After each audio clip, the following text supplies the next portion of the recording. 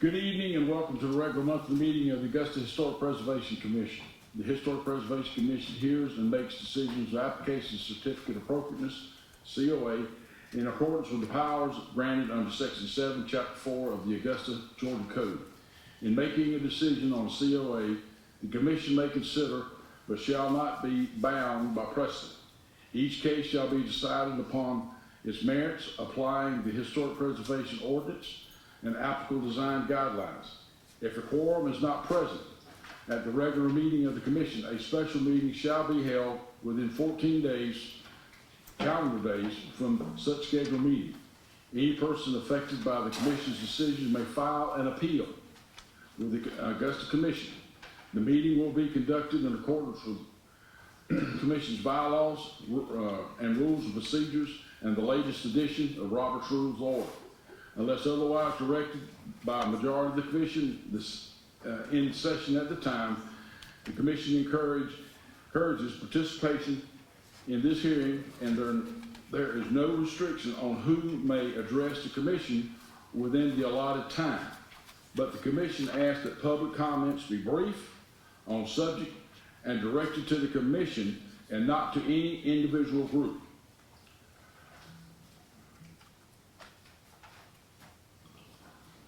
All right, let me ask a question. How many people are here for the 802 Green Street issue?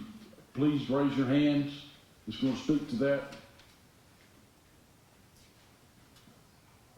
Okay, thank you. Proceed. All right. Well, good evening, everyone. We've got 11 COA petitions on tonight's agenda.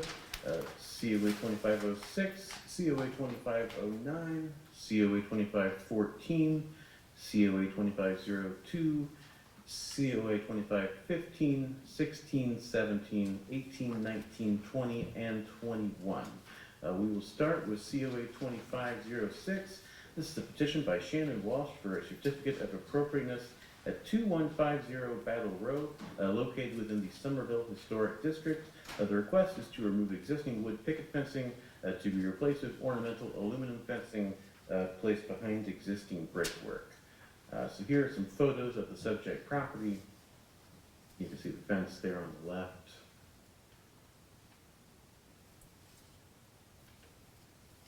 And we'll go back to all of this. Here are some plans presented by the applicant, and this rendering, which just came in yesterday evening. This is a 1.74 acre property situated near the western end of Battle Row at Millage Road.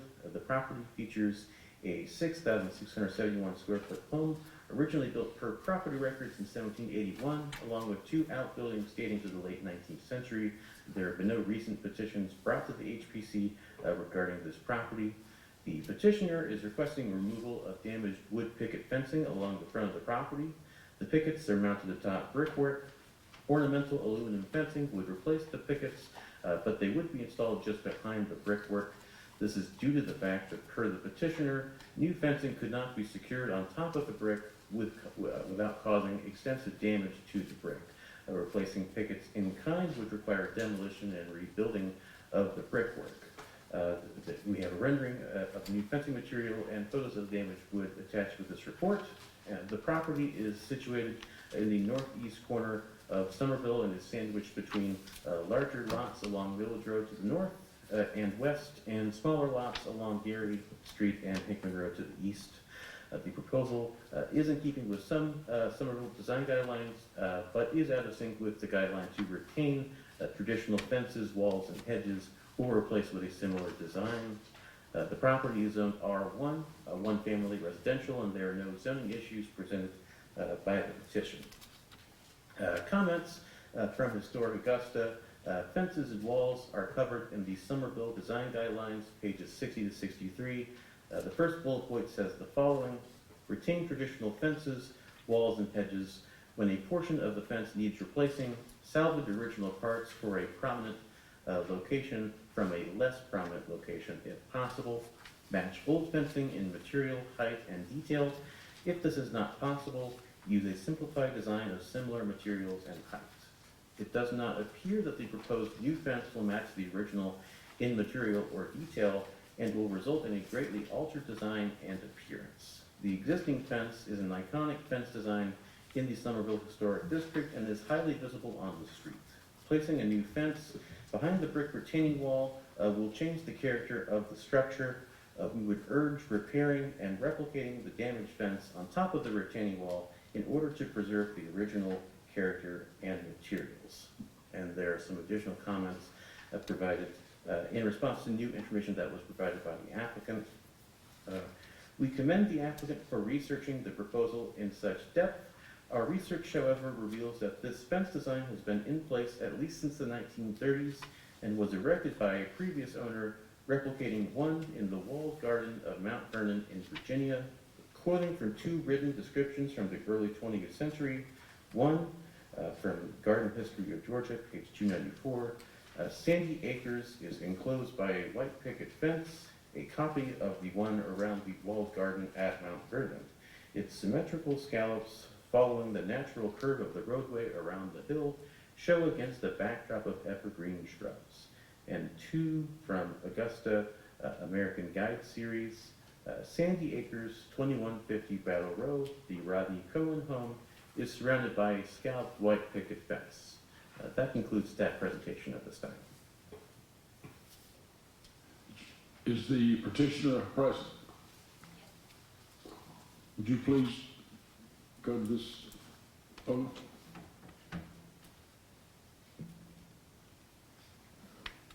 Do you have anything to add to the presentation? I presented a 4-page report with documents that total, I believe, 34 pages. I have much to add. I don't know where you'd like me to begin. Well, first of all, I can't rebuild the fence as it was originally built. It is built into a retaining wall, which you can see the posts go all the way down. It's built into the columns. The retaining wall has been failing for many years prior to when we were owning it. I have pictures of the retaining wall where it's cracked. It wasn't built as it should be to modern standards, where you normally have a gravel backfill. You would not, brick is not an ideal material to use for a retaining wall. There are numerous factors as to why it's failing. The hurricane just added more damage. It can't support a fence, and this is according to a brick mason, my fencing company. My irrigation man came out and said, you know, there are all sorts of problems with the retaining wall at this point in time.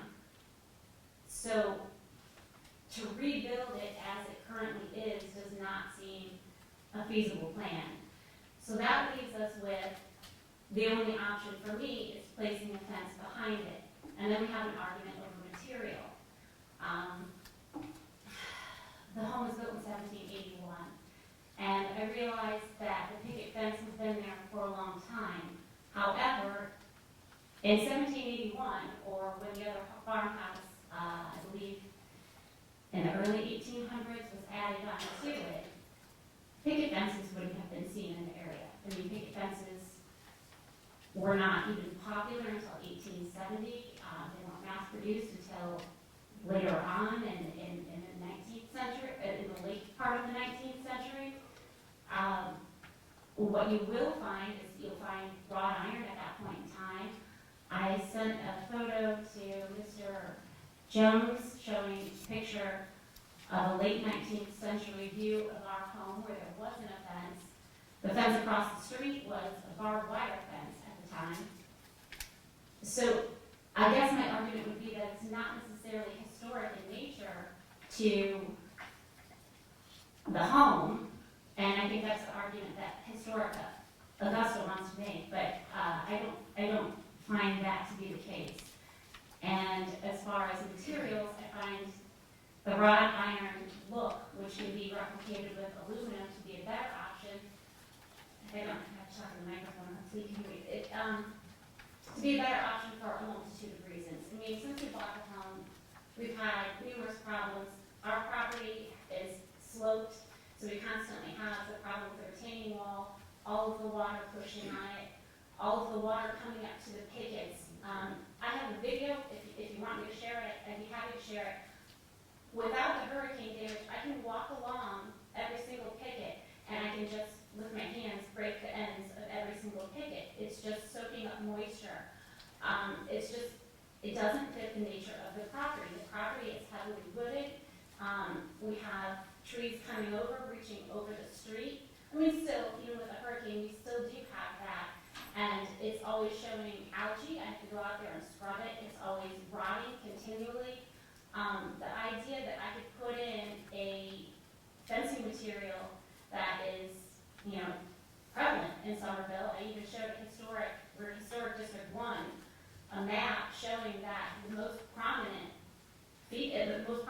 fencing material in that area is actually either aluminum or wrought iron. Wood fencing is very uncommon in this district that I'm in. It rivals that of chain link fence. So when I'm looking at what's historic to an 1800s home, 1781 home, you're looking at wrought iron. And I think, since I see it in the neighborhood, I think it would be an appropriate material. I can't rebuild the fence that we had. I can try my best to, fix the retaining wall, place the aluminum fencing behind that, and make it look like many of the homes in Somerville.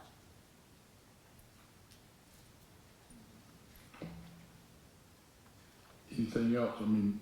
Okay.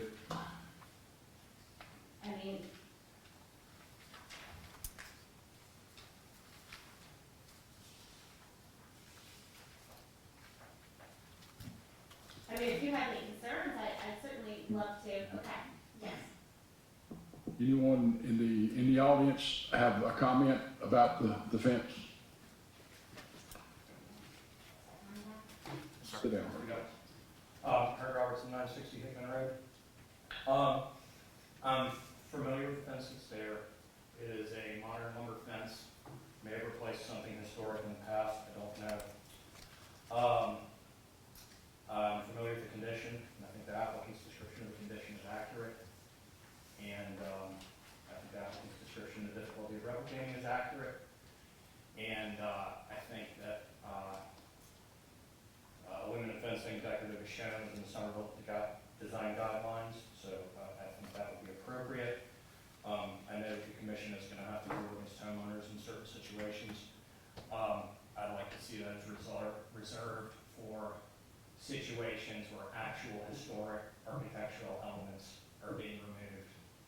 I think y'all should agree. Okay. Commissioners, anyone else from the audience have any comments? Please state your name and address, please. Hi there, I'm Laura Irwin at 728 Millwich Road, and both are neighbors of mine, and I absolutely sympathize with what they're going through. We have a white picket fence in front of our house that wasn't original to that house, but it's been there about 100 years, and I think we've replaced it about 5 times in the 15 years that we've been there, and thanks to the hurricane, we'll be doing that a 6th time. It is complicated and annoying, and it is character defining. And my house has a wooden fence, next door to me has a wooden fence, which is the house in front of theirs, between their house and Millwich Road. there are a lot of wooden fences, if there's some way that we could replicate this, other than putting an aluminum fence that doesn't look anything like what is there now. We do have some people that put aluminum fences up in Somerville. I don't think that that is appropriate in a historic neighborhood. At the very least, it would, I think, would need to be brought on here. Any other comments from the audience? Okay, commissioners, do you have any questions of the applicant?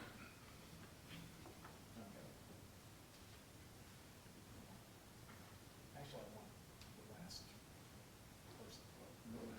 Yes, I want the last person that was out there. I want to ask her a question. Just sit beside Mr. Eric.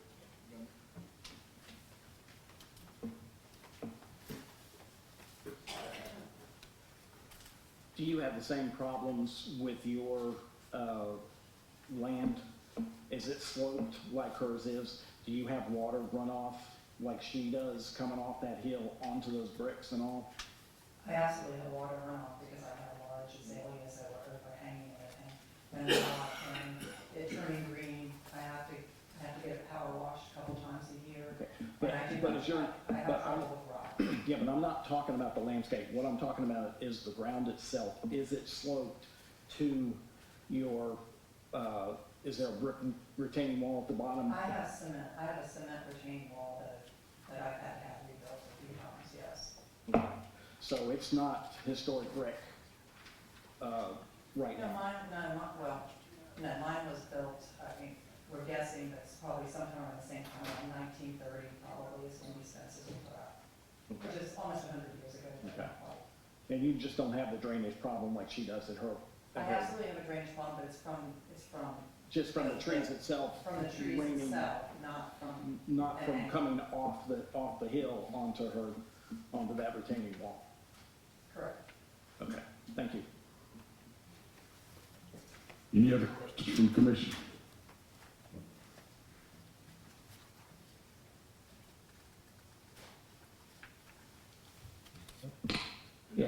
Yes, I have a question for the applicant. Have you priced on what it would cost you to replace the wooden fence compared to the rough iron Well, fence? when you say replacing the wooden fence, do you Mhm. mean putting a Yes. material that's wood up versus rebuilding what was there? I guess both, because I guess Okay, duplication, because I'm pretty sure you, if I'm looking at, I rode by there, and I see you lost some of the fence. I don't know whether or not you were able to save the pieces that are missing.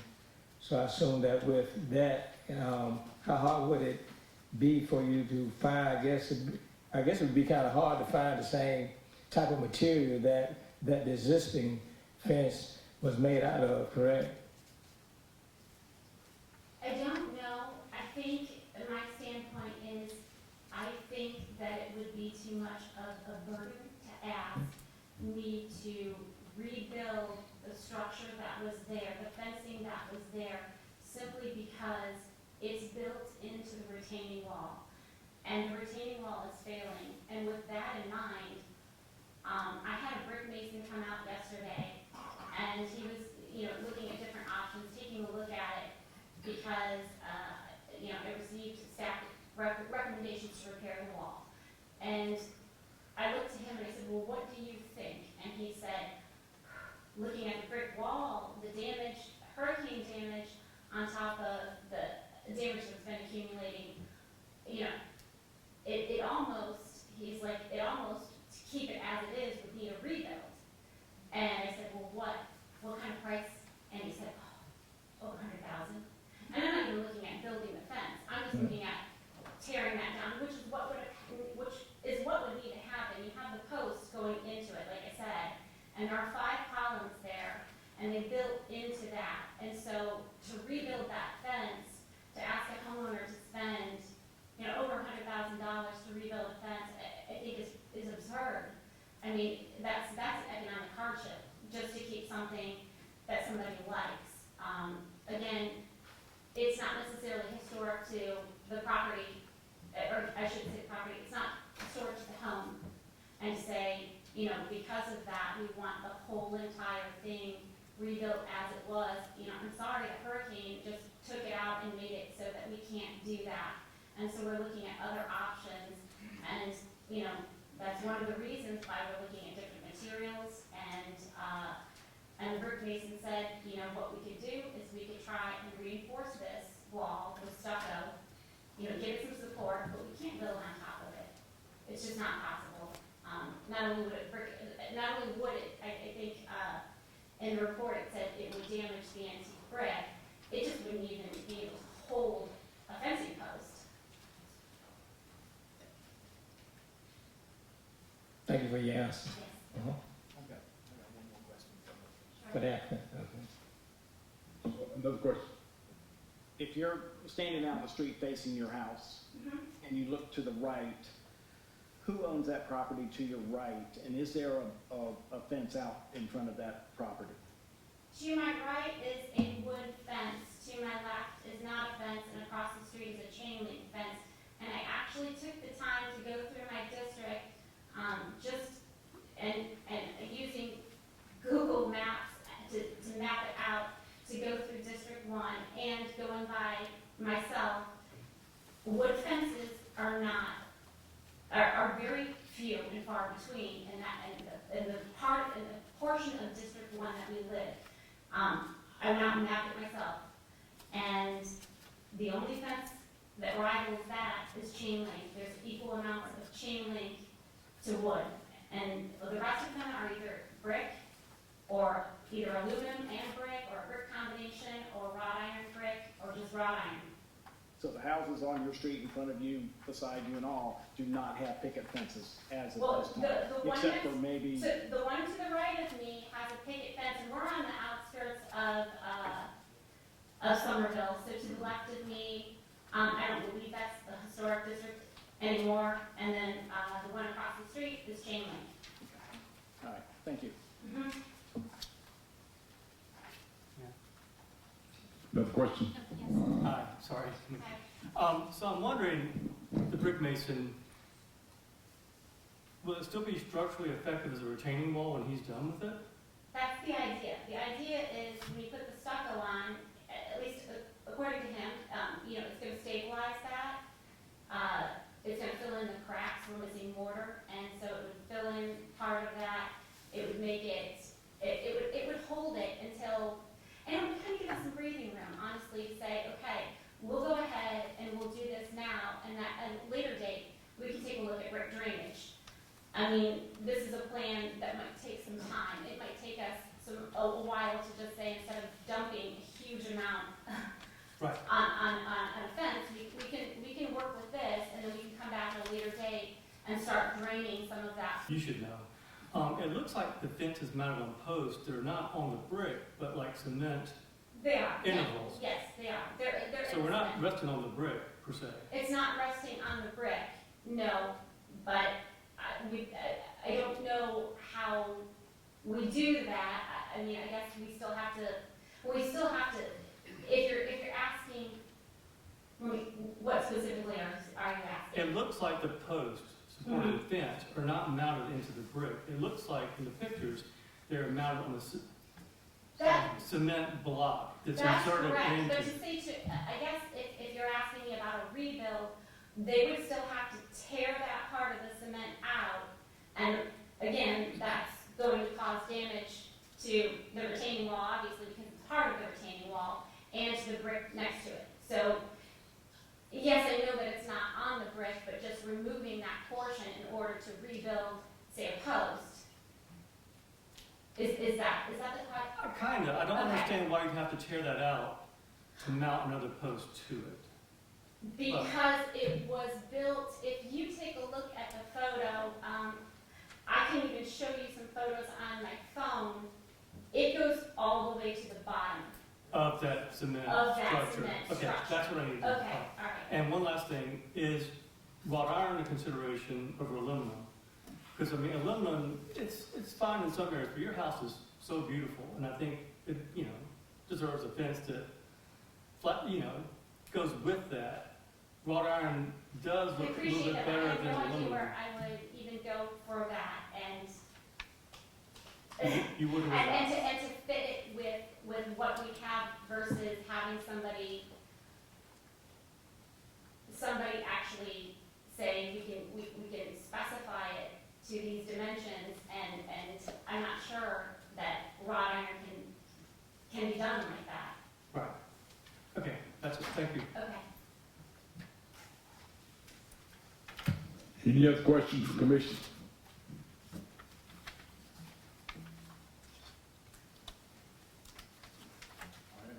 I entertain a motion from,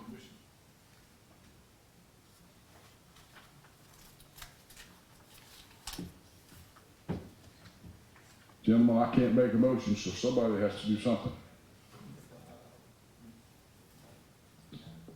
Yes, sir. Make a motion, we approve it. Do I have a second? I second. I have a motion and a second. All in favor, show of hands, raise your hand.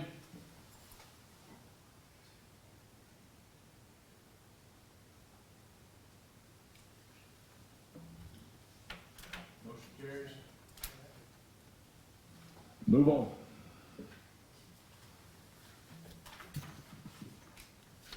All right, our second item tonight, COA 2509. This is a petition by Jason and Mary May for a certificate of appropriateness at 1125 Highland Avenue, located within the Somerville Historic District. The request is to make repairs to a brick wall and driveway and to replace the front steps, adding a step to decrease steepness. Here's a photos of the subject property along Highland Avenue. You can see here the gravel drive and the front steps. Here is a site sketch presented by the applicant showing where gravel would be converted into concrete, and we'll go back to this. This is a 0.58 acre property situated along the west side of Highland Avenue between Hillcrest and Bellevue Avenue. It features a 4,750 square foot home dating per property records to 1915. There are no recent petitions regarding this property. The petitioner is requesting approval for repairs to the front of the property. The steps at the front of the house have cracked and are in unsafe condition.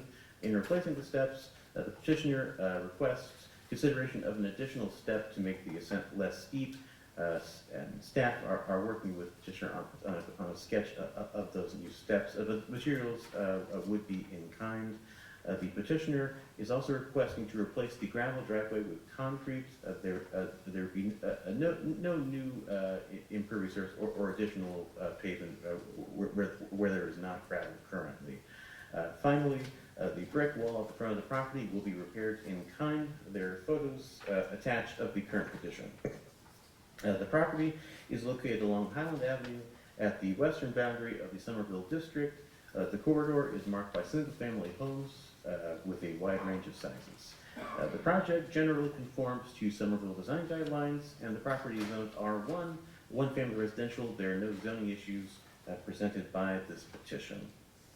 Comments from Historic Augusta: driveways, off-street parking, and walks are covered in the Somerville design guidelines on pages 58 to 60.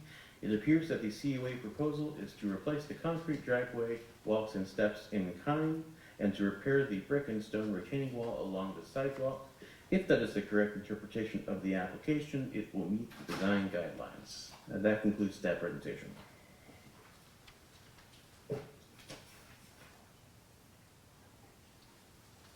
Is the petitioner present?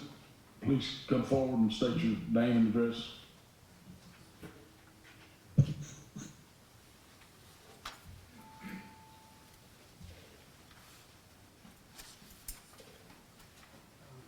Jason and Mary May on provide. Do you have anything to add to the presentation? I think we had a question at Drew, when I postponed it about the border. Is that being addressed? I'm sorry, the border of The brick, and were you about the steps? in the notes, there was a question about the border along the circular driveway. Yes. So we wanted to ask about that. I guess just whether or not it had to have work on the outside of the driveway, just because that would increase the cost.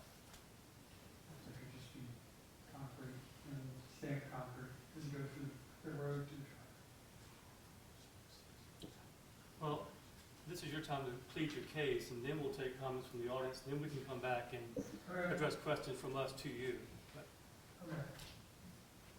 Well, right now it's gravel and dirt and concrete and it's a mess from, Yeah, from the hurricane and all that. So for sure it needs to be repaired. I guess we figured if we're gonna repair it, it would look best if we did concrete.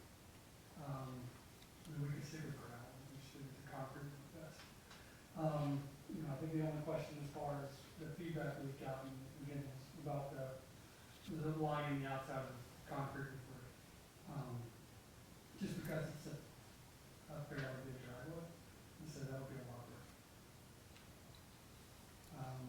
Yeah.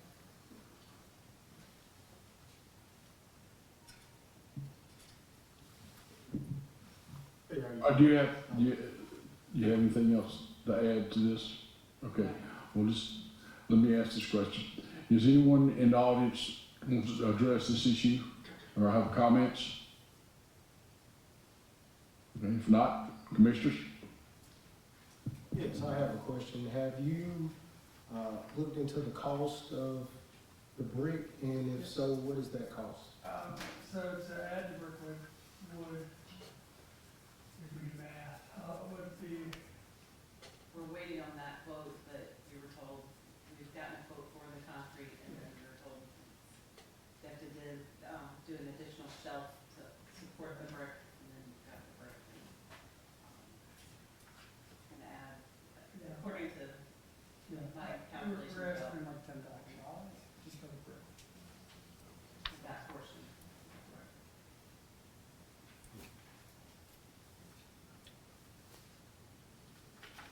Further questions? The picture I see now, which is showing the driveway and the curbing, it would cost you as much to come back when you lay the concrete to do this curbing as you would the brick? Or did somebody just mention brick would be better?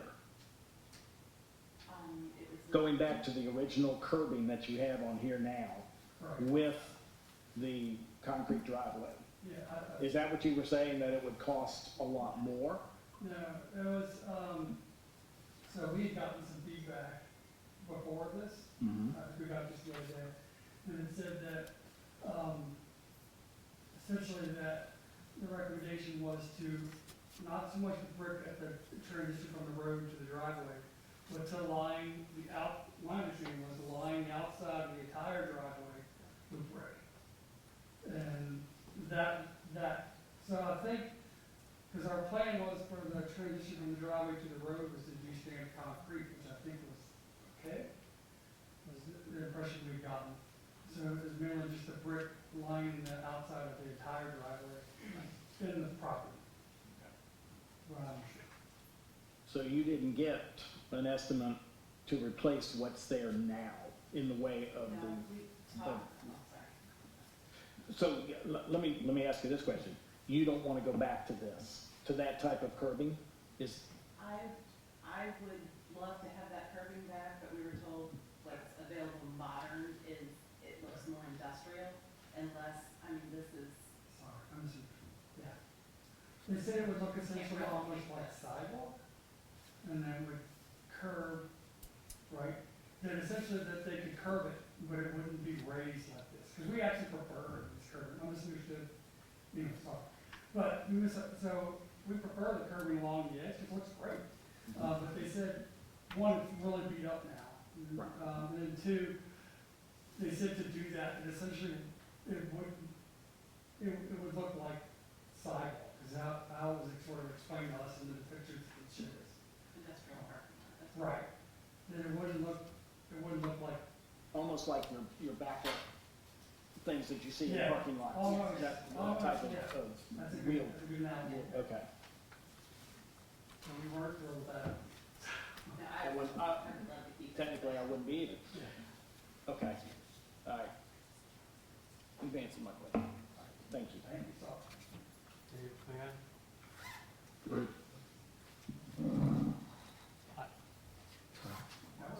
That worked.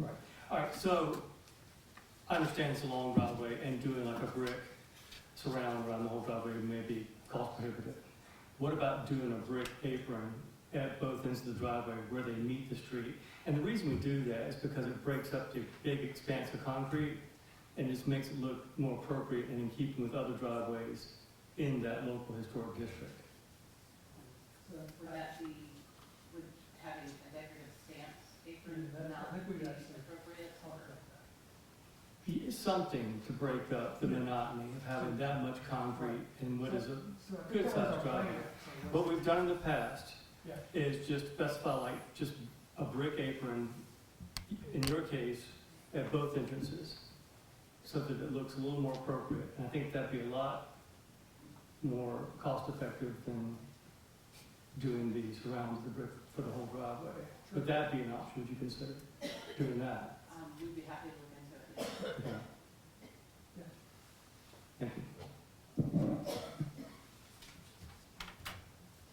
Any other questions from the commissioners? All right, gentlemen, Motion.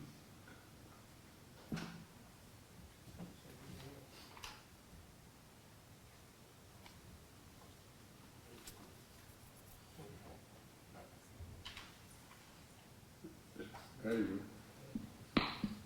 So with the proposal from John, would they have to come back if they, since they wanna look into that? Are you speaking as far as price wise?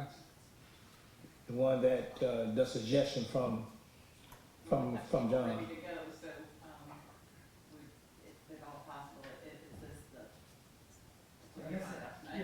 Great. So I guess that's the May I recommendation. look at- Yeah, In the past, in a case like this, where we're trying to save you time and you've already been here once, Yeah, Sam or Ryan, could we take like an average of what the, driveway aprons look like, that size, and just have it staff approved, and maybe consult with one of us, maybe Nathan would be a good one to consult with and do a staff approval based on just giving us the final dimensions of the apron? Yes, Yes, we've done it before, right? so long as, I mean, you have the right to delegate your authority to one of the commission members, so long as most of the questions of the COA is answered by your approval. Yeah. I think Nathan's the most logical choice for that. And I think as long as Ryan could confer with Nathan, if he's okay with it, and the estimate comes in, it's something that's amenable to you all, that would be good enough for me. do I have a motion, gentlemen? I make a motion to approve with the apron being staff approved after consulting with Nathan Dick. a second. Motion's been made, proper second. All in favor, raise your hand. Passes unanimously. Next case. Thank you.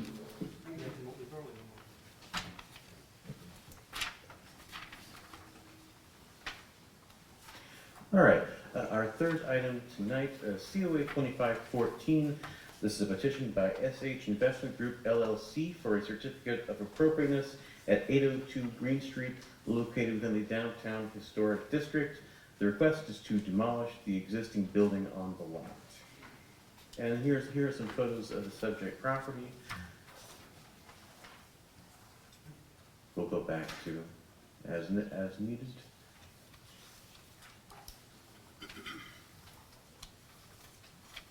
All right, this is a 0.46 acre property located at the southwest corner of Green Street and 8th Street. Situated on the property is the former home of the First Baptist Church of Augusta, a Beaux Arts structure originally built in 1902. The site is significant as the founding location of the Southern Baptist Convention in 1845. This event occurred in the building on site, which predated the current building. The 1902 building was listed in 1972 on the National Register of Historic Places as a building of local architectural significance. Just 3 years later, in 1975, the First Baptist Church relocated to its current location in West Augusta, and the building has been largely abandoned since the early 2000s.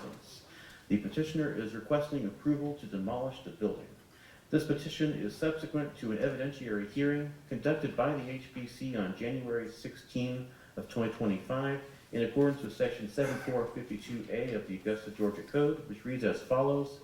The Historic Preservation Commission shall have the authority to monitor the condition of historic properties and properties within a historic district to determine if they are being allowed to deteriorate by neglect. Such conditions as broken windows, doors and openings which allow the elements and vermin to enter, the deterioration of exterior architectural features, or the deterioration of a building's structural system shall constitute failure to provide ordinary maintenance or repair. Based on the evidence gathered at that hearing, the HPC then acted against the petitioner in accordance with Section 7452B of the Augusta, Georgia Code. In the event that the Historic Preservation Commission determines that there has been a failure to provide ordinary maintenance or repair, the Historic Preservation Commission will notify the owner of the property and set forth the steps necessary to comply with the provisions of this section. The owner of such property will have 10 days to apply for the appropriate certificate of appropriateness. This demolition request before you, then, is the petitioner's response to this action. A letter from the petitioner is attached with this report explaining their rationale for the request. The property is situated in the 800 block of Green Street. The nearby area mixes office space, a few residential structures, and several churches. The downtown design guidelines identify criteria for consideration in demolishing buildings. Demolition of this church building is generally incompatible with those criteria. The property is zoned B2, that's the general business zoning, and there are no zoning issues presented by this petition. Commentary from Historic Augusta regarding this request. The old First Baptist Church at 802 Green Street is perhaps the finest example of the Beaux Arts style of architecture in Augusta, and it was designed by noted Georgia architect Willis Denny, and it is listed individually on the National Register of Historic Places. Demolition of this building should be out of the question. It seems highly likely that the cost of demolition would far exceed the cost of a new dome and roof. We recommend denial of the certificate of appropriateness as presented, but would hope some reasonable schedule for making repairs to the roof and dome and securing the building would be advisable for all parties involved. We also recommend mothballing the building to standards that will ensure its preservation and that will slow the deterioration until such time as rehabilitation can occur. Post-demolition plans are required, as well as cost estimates for mothballing and demolition for evaluation in considering demolition of contributing historic buildings. And staff at this time do recommend a denial of the petition as it has been presented. That concludes presentation. Is the petitioner here to address the commission?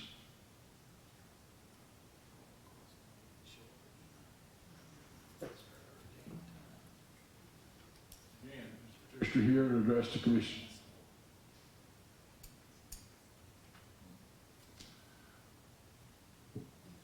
Do we have anyone here that would choose to address this issue from Historic Augusta? Step forward to the mic and name and address and position.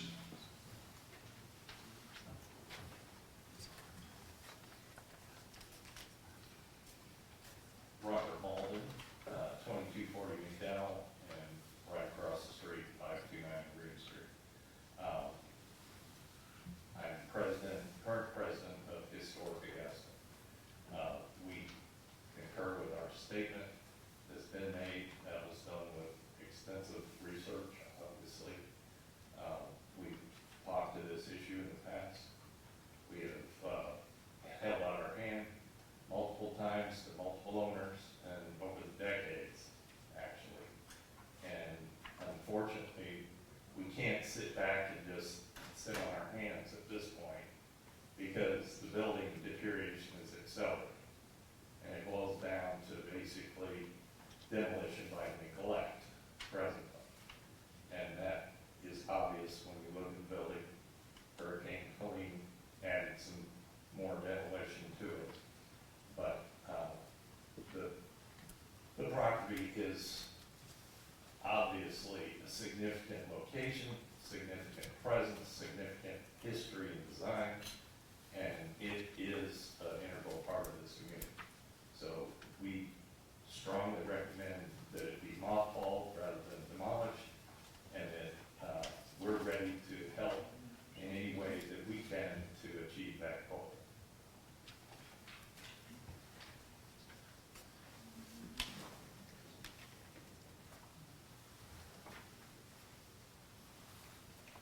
Any other comments from the audience?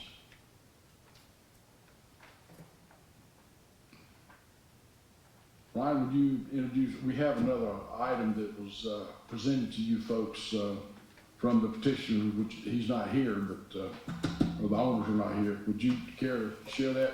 Can you? Yes, and this is on page 4 of the additional materials that should be at your station.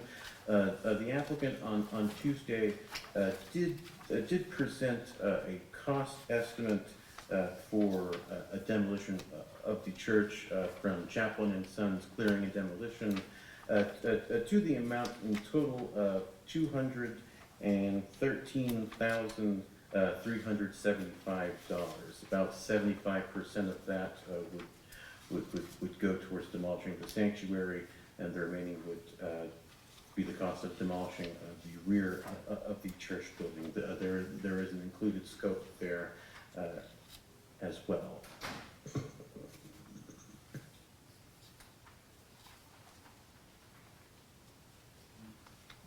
Was there any additional information what the plans would be for the property if this demolition took place? No other additional information was provided by the petitioner regarding post-demolition plans or anything that would go up in its place, no. Commissioners, do you have any questions or comments at this time?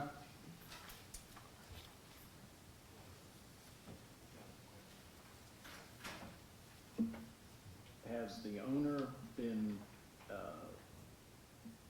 notified about what you were talking about with the mothball of the facility? And is he agreeing to that? Or is this a... There's been no direct commentary to the owner at this point. They've not been responding to any inquiries on her part. The mothballing statement came up during both the hearing and in previous discussions. So it is a matter of public record, I would assume, based on that hearing. I'm new to this argument, so that's why I'm trying to get most of the facts that I can get. Yeah, Besides just reading what I'm reading. mothballing is identified in the codes Okay. for existing structures, and it allows for retaining structures without having them be occupied. Okay. So it's. And he would still own that property. Oh, yes. And he Now, would still be there's- able to continue any type of work on it to get it up to par. Basically, you see some forms of mothballing, such as protecting window openings in areas where damage has been done. Sometimes there's fire or other hazards to properties, in which case you put in temporary provisions to basically make the envelope whole. So you can stop the water entry, Right. stop vandalism, stop other things that could cause either hazard to the public or immediate demolition by a storm or wind or whatever else. And that's the concern right now, is that the roof is wide open. If anybody's driven by, you can see.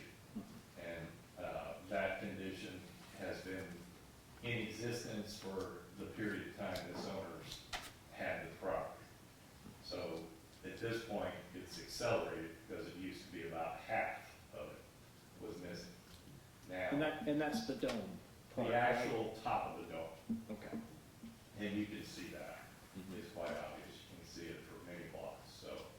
that's the main concern. There's water coming into the building from that, and also some of the perimeter walls. So stopping that is the primary purpose of terminating the immediate hazard to the building and give it time. And that's the prime thing for mothballing, is to provide time for owners and investors or other parties to be able to do something positive with the building, to have a restore and retain or preserve that structure. Thank you.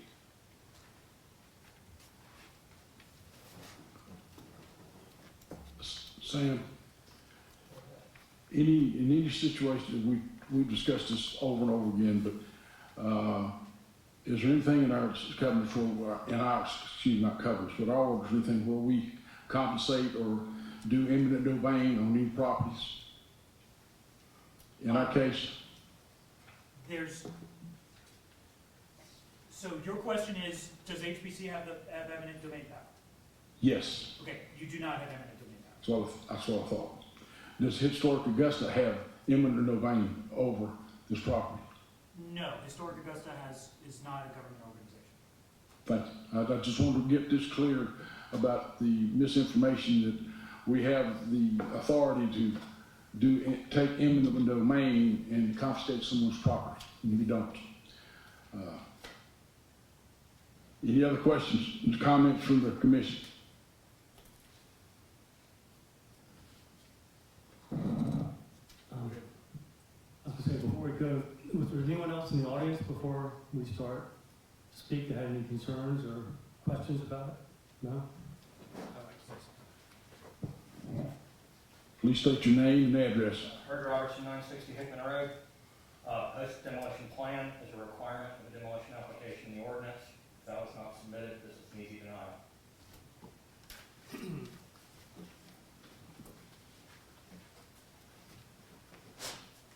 Commissioners, any other comments? Commissioners, I need a motion. Before there is a motion, I would remind the commission that a motion to deny should come with a reason. You could say, you could adopt what the gentleman just mentioned, as well as adopting by reference the guidelines that are in the staff recommendations in your denial or any other reason. But the reason needs to be done because the reason needs to be stated to the applicant in their notice. Because that would be sort of the discussion, if the applicant so appealed, that would be the discussion at mediation, the discussion further on. Because the ordinance clearly states that there needs to be a reason in the denial. Is that the whole recommendation from the staff? Well, it's, I know it's printed, do we read the whole, is that part of the whole motion? no, and actually, I with respect to the staff, the guidelines analysis is closer hewn to the actual guidelines that are in the downtown historic district. So I would rather you adopt the guidelines analysis as your reasoning for your denial, as well as the failure to include post-demolition plans, rather than the statement from staff. Okay, gentlemen, I need a motion. Leon? Mr. Chairman, I make a motion of denial of this demolition of 802 Green due to number one, there's no post demolition plan given, and also to add to that, also the denial from the staff. That's my motion. Do I have a second? Second. I have a motion and a second. All right, gentlemen, all in favor, raise your hand.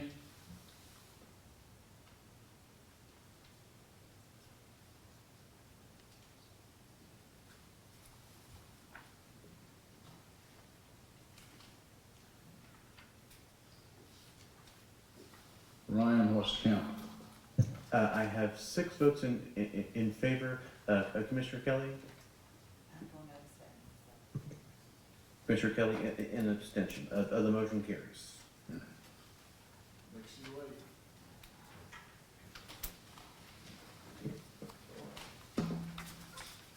All right, our fourth item for consideration is COA 2502. This is a petition by Executive Exteriors on behalf of Wallace Dyer for a certificate of appropriateness at 2627 Raymond Avenue, located within the Somerville Historic District. The request is to replace existing vinyl siding with fiber cement board siding. Here are some photos of the subject property on Raymond Avenue. There's the siding. All right, so at your meeting on January 23rd, you, the Historic Preservation Commission, granted approval to this petition subject to the following three conditions. One, fiber cement boards shall be of thickness not less than 5/8 of 1 inch. Condition 2, fiber cement boards shall be of exposure not less than 5 and not greater than 6 inches. And condition 3, due to the presence of texture on the previous siding and to the necessity of siding replacement as a result of recent storm damage, textured rather than smooth fiber cement boards are acceptable. The petitioner is seeking an amendment to the first condition of that approval, arguing that the fiber cement board at this thickness is not readily available. Staff is presenting their request without recommendation. We would note that denial of this request by the petitioner would simply leave the original approval and conditions from COE 2502 as you see it written out. It will leave all those conditions in effect. We did receive comments on this request from Historic Augusta. They write, in order to find an acceptable thickness for this application, our committee members have offered to advise the applicant to identify a product that will meet the guidelines. Two potential sources that should be considered are Hardy Artisan Series siding, which has a product that is 3/4 of an inch thick, and True Exterior Siding has a product that is 5/8 of an inch thick. There may be other products that could also be considered. The 5/8 inch thickness that was recommended is an approximation rather than a precise dimension. A 1/2 inch thickness is acceptable but not as historically accurate. That concludes staff presentation. Is the petitioner present? Please, if you are, please address the commission and state your name and address. My name is Wallace Dyer, 2627 Raymond Avenue. Steve Slaughter, Executive Exteriors. Do you have anything to add to the recommendations or the staff report?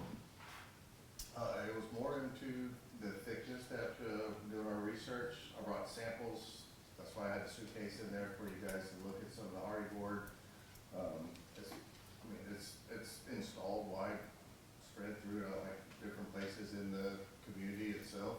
But even the apartments on Green Street here, like they got the same hardy board that I was gonna present to you guys as an option for Mr. Dyer. So I think the 5/8, I know that I would say that's like the application that is historical accurate, but I was gonna get y'all's feedback of like what are y'all looking into for its historical, accurate versus like a product like a wood.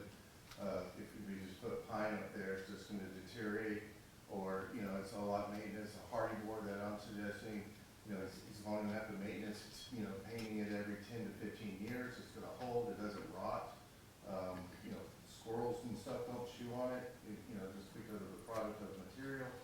So that was our reason back here today. So I didn't know if I could show some examples of. The examples to us, please.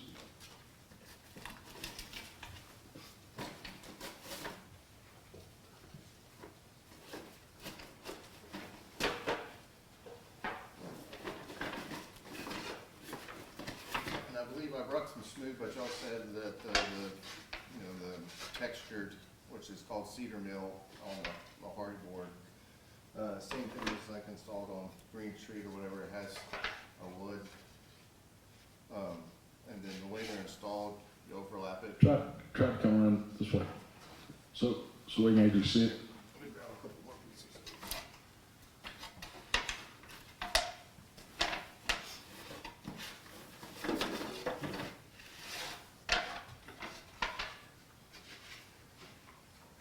And they also make one that is like bevel too, like at the top, to make it look like a cedar. And I do have an example of that for you guys to show. But part of that's part of where you can see the 1.25 inch overlap. You know, once you put the siding together, anybody want to look at it? And, you know, somebody said it was 1/4 inch, which would have been way too thin. But once you get an overlap at the top, I mean, you're still have a pretty good, I mean, it's, the one that you guys are asking, I mean, that thing's like really thick, so. Well, this is, I mean, I have addresses I go around and see, like, there's places on, in the historical district that have put it up as repairs.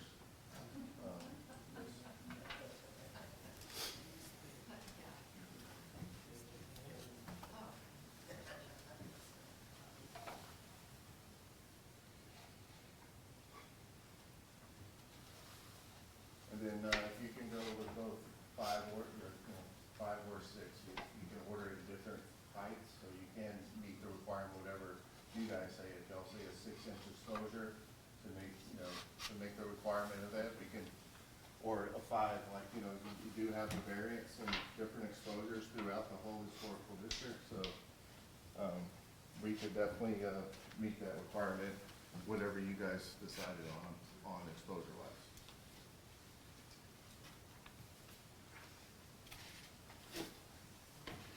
What you presented, was that 1/2 inch thick material? It's a little less than 1/2 inch. It's probably, Was closer. it marketed as 1/2 inch material? No, sir.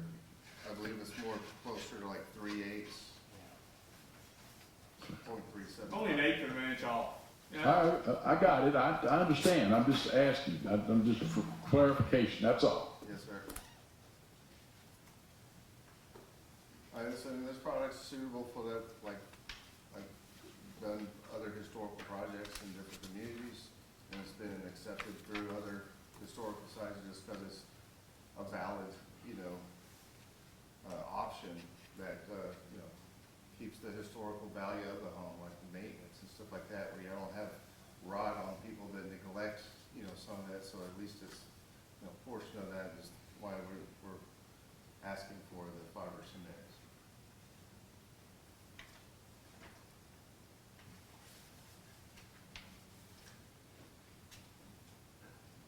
You have anything else at this time? Just, if we have any questions, just say that. Do we have any? Anyone from the audience like to make a statement about this at this time? Any comments? Going once, going twice? Okay. Commissioners, do you have any questions?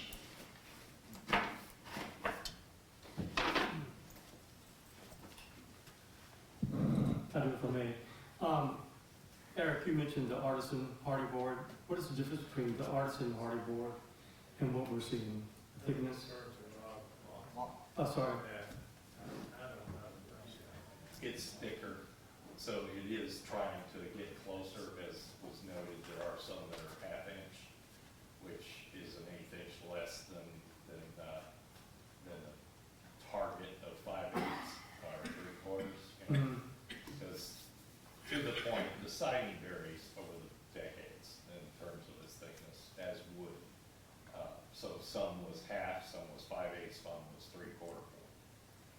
Typically, the older flat boards were 3/4 boards. Right. Okay, so that's the more original.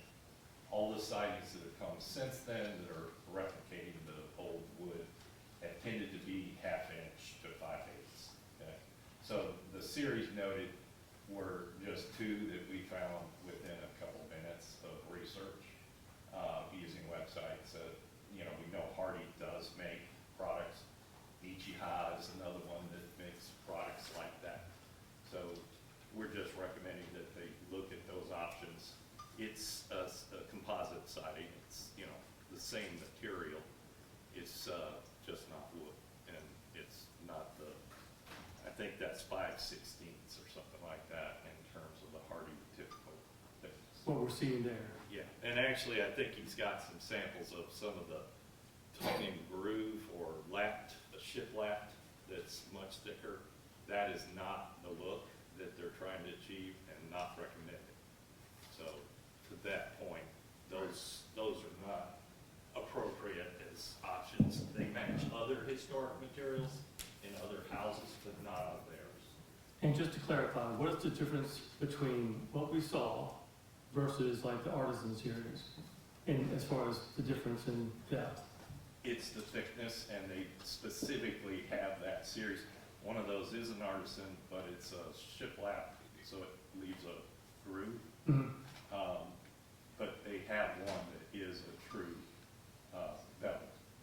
Okay, that's the only thing. I'm sure it's more expensive. And Okay, that was my next question. that would be one issue. Material, just pure fact. The amount of material in it is thicker. It's more material. It'll be more expensive than the lesser thickness material. Okay. From Hardy or anybody else. That's just a matter of manufacturing and costs. On the thickness, Thanks. I mean, like thickness versus you're still gonna have the same profile. I mean, I don't know, other than if you get up there with the measuring, like from the street or whatever, it's gonna still look the same profile as, cause it's still, other than, I guess you have a thicker application of fiberboard. Sure. I imagine it's probably, if it's 3 times as thick, then it's gonna be 3 times as much on cost, so.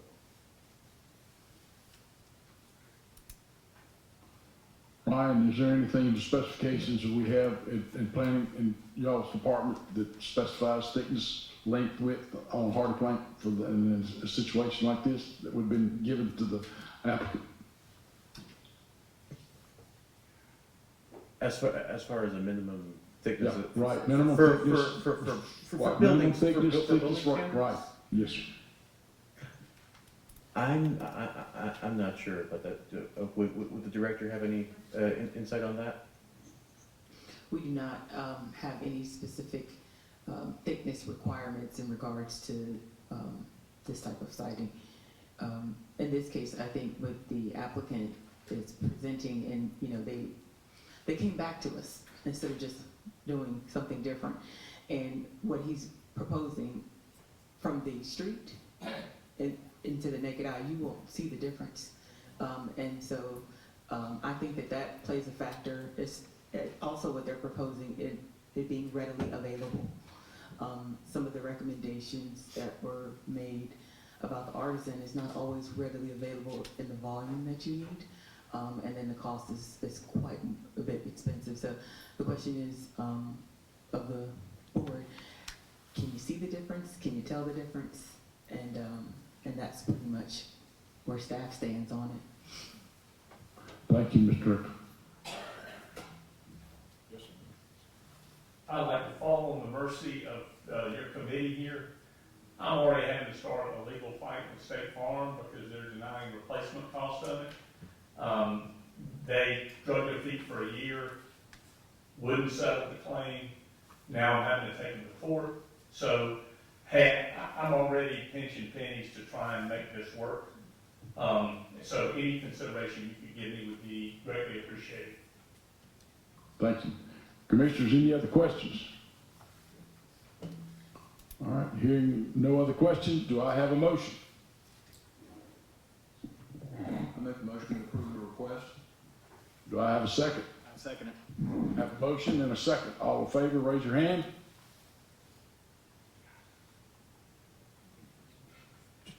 Just point of clarity, just so we're exact, what thickness are we approving down to? It makes no difference in appearance, I'm willing to go with what they've recommended. 3/8. You want me to Thank email you. you the hardy plate? Sorry? The hardy plank's 3/8 of an inch. 3/8, okay. I could get the specifications of it, like the spec sheet, and I could email that over to Ryan. All right. I can send that to you guys. Just so you have it for your records, like, you know, for what's on his file, you can put that, what was installed, and then, That'll work. Appreciate it.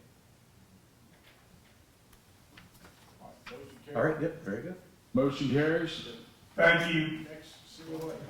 All right, item number 5, COA 2515.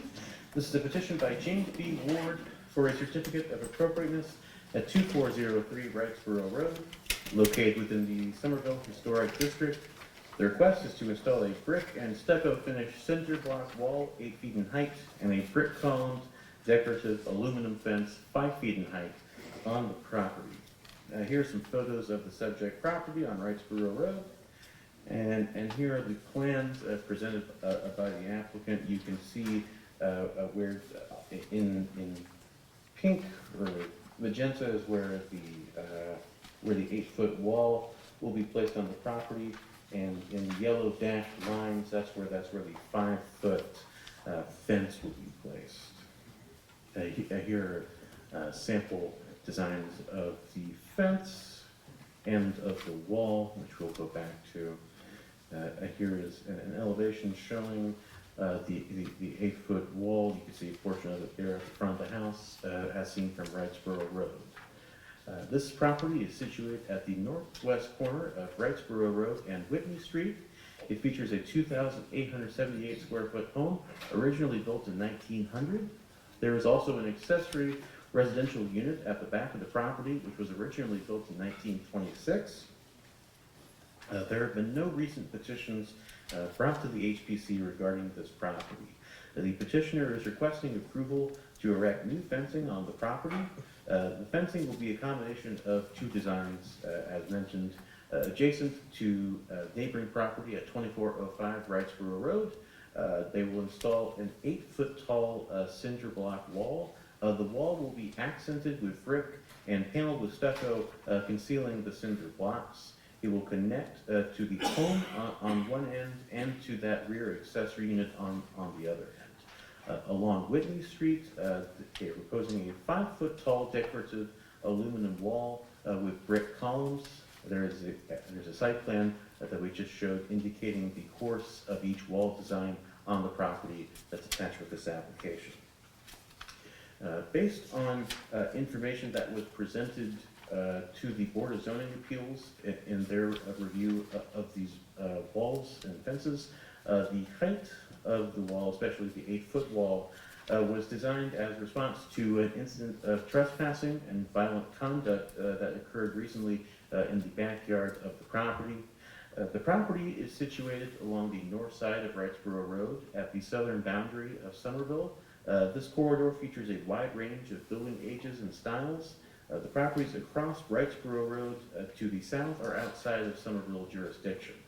The project broadly conforms to applicable Somerville design guidelines, and the property is zoned R3B, multiple family residential.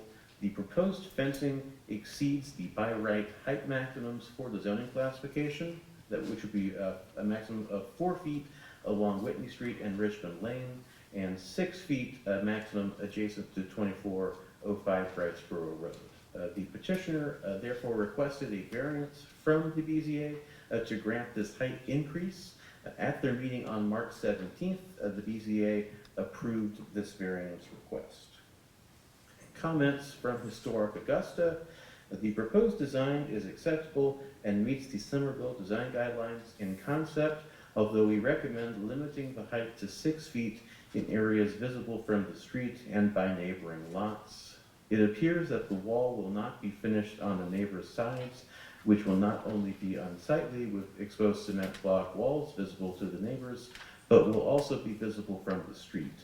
Exposed cement block walls do not comply with the design guidelines. The wall should be finished in a similar design on both sides. We also recommend asking for more details on how the brick cap on top of the wall will be finished, and suggest asking for a section drawing to show its design, dimensions, and finishes. Staff at this time is recommending approval of the wall and fence, subject to any conditions as the commission deems appropriate. Is the applicant present?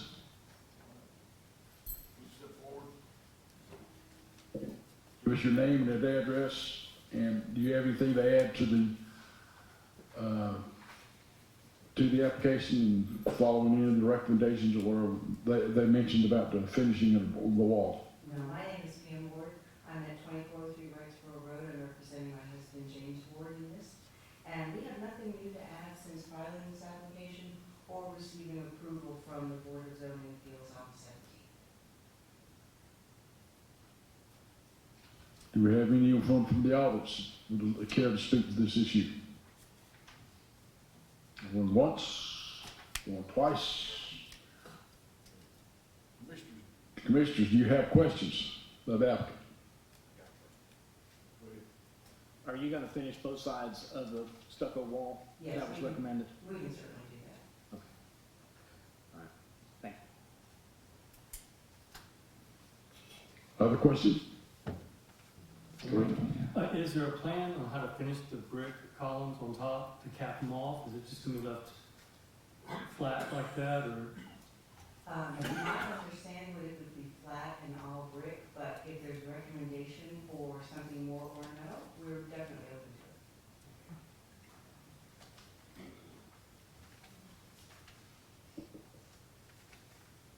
to it. Any other questions from the commissioners? I wonder if Historic Augusta could weigh in on that, like a possible, what you may have had in mind when you wrote the recommendation as far as how it should be finished on the top of the brick columns?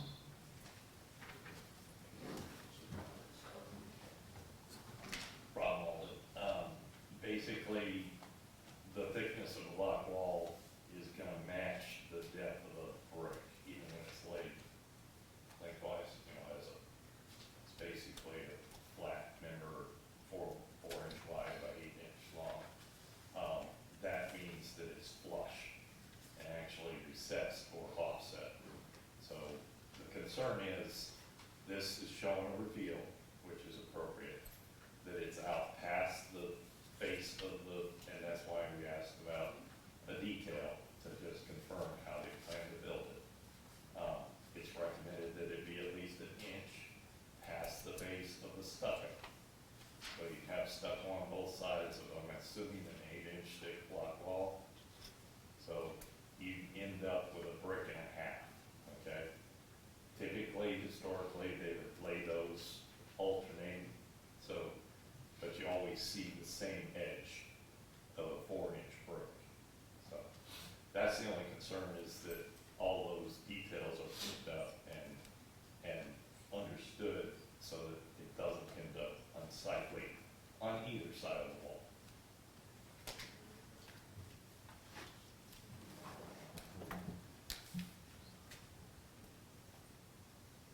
What he described, would that be amenable to you to incorporate into the design? Sure, that's fine. Any other questions or comments from the commission? All right, hearing none, do I have a motion?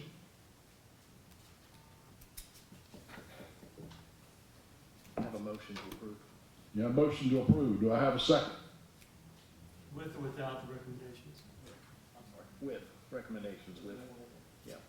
Before we get to a second, I'm just trying to figure out how we can do a staff approval with this and not cost her more time.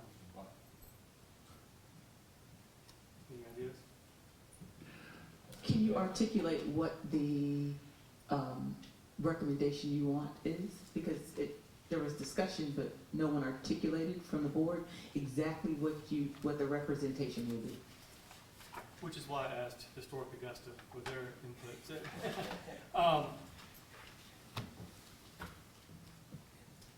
It seemed pretty simple. Could you restate that for her, so you have it?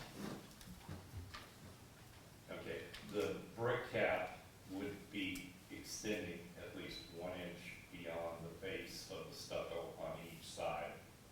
And then it would be ordered and laid so that the consistent edge is in the appearance. Okay. That It's going to be roughly a brick and a half. So every other one is cut and we alternate.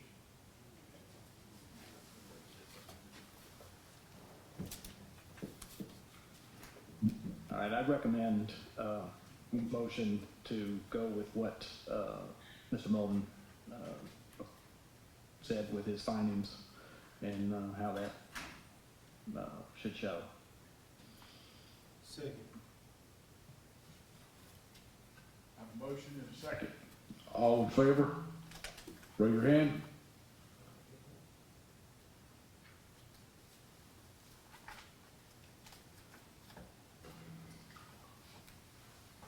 Motion carries. On to the next COA. Thank you.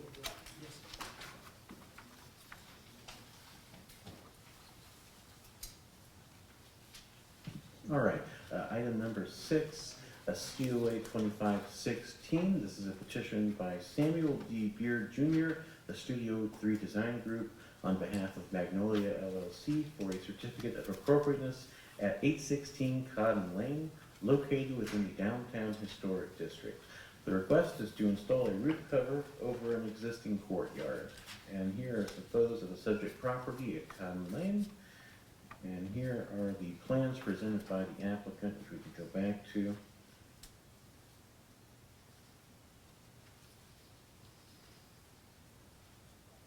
There's some renderings here. All right, the property is situated just off Reynolds Street at its intersection with 8th Street. Features an office building and restaurant. The buildings date per property records to 1906. There have been no recent petitions to come to the HPC regarding this property. The petitioner, on behalf of the owner, is requesting approval for a new roof covering to service the restaurant. The roof will provide shade to diners and would be constructed with KDAT, or kiln dry after treatment lumber, and white membrane surface, painted aluminum downspouts and gutters. Elevations and renderings are attached with this report.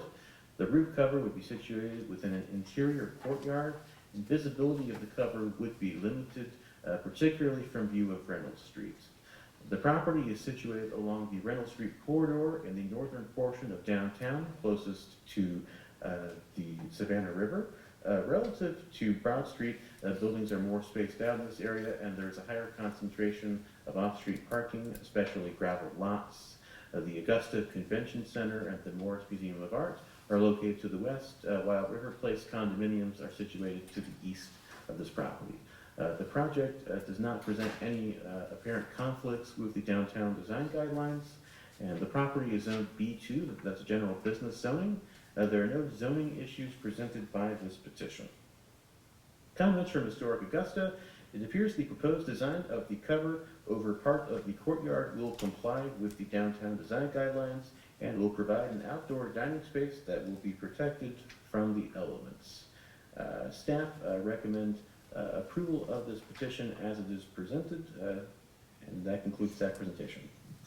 Is the petitioner present? Please step forward, state your name and address. Jim Webb, Studio 3 Design Group. My partner, D.B., he had a conflict, so he asked me to stay in for tonight. And I'm aware of the project and aware of the area also. Do you have anything to add, or, in other words, you okay, anything to add to the presentation? Or the, Yeah, I mean, everything's pretty well shown in the rendering and the drawing themselves. Like I said, the frame would be chill-dried lumber, and then we'll have metal roof and then painted gutters and downsides. It sits between two buildings, the courtyard, which has been the restaurant. That building has been a restaurant for the last 2 or 3 different owners, and the courtyard's already been there. You just give it shade the outside area, protect from the others. is there anyone in the audience who care to address the issue or the COA? Going once, going twice. Okay, gentlemen, the commission, ladies, do y'all have a question for the petitioner?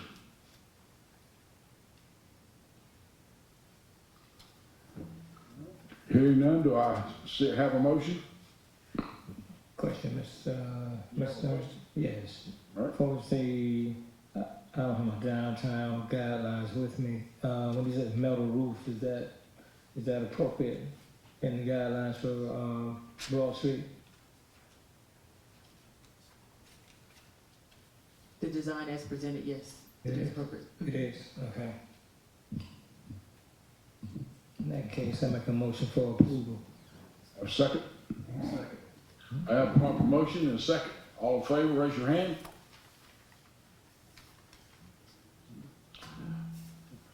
Motion carries. Let's go on.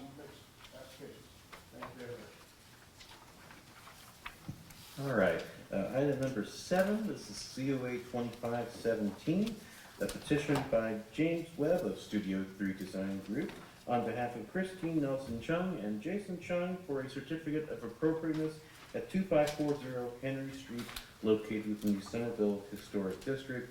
The request is to expand the front porch, build a rear addition to the house, and to replace existing windows. Here are some photos of the subject property along Henry Street, and here are the plans presented, which we can go back to. There's an elevation, and some more elevation. All right. This is a 0.31 acre property situated along the south side of Henry Street between Montesano Avenue and Fleming Avenue. It features a 2,816 square foot home, originally built per property records in 1921. A window contractor had originally applied in October of 2024 to this commission to replace the home's wood windows with Fibrex windows. That was application COA 2449. The request was denied, largely because of changes to the muntin patterns and the color of the framing. The current applicant, on behalf of the owner, is seeking a more expansive renovation. Their request is to make additions to the front porch and to the rear, while making replacements to the windows. Elevations and a site plan have been provided with the application. The front porch would be extended to the west end of the house. New columns and rails would be installed, and shingle roofing would cover the extended porch, matching what's on the house now.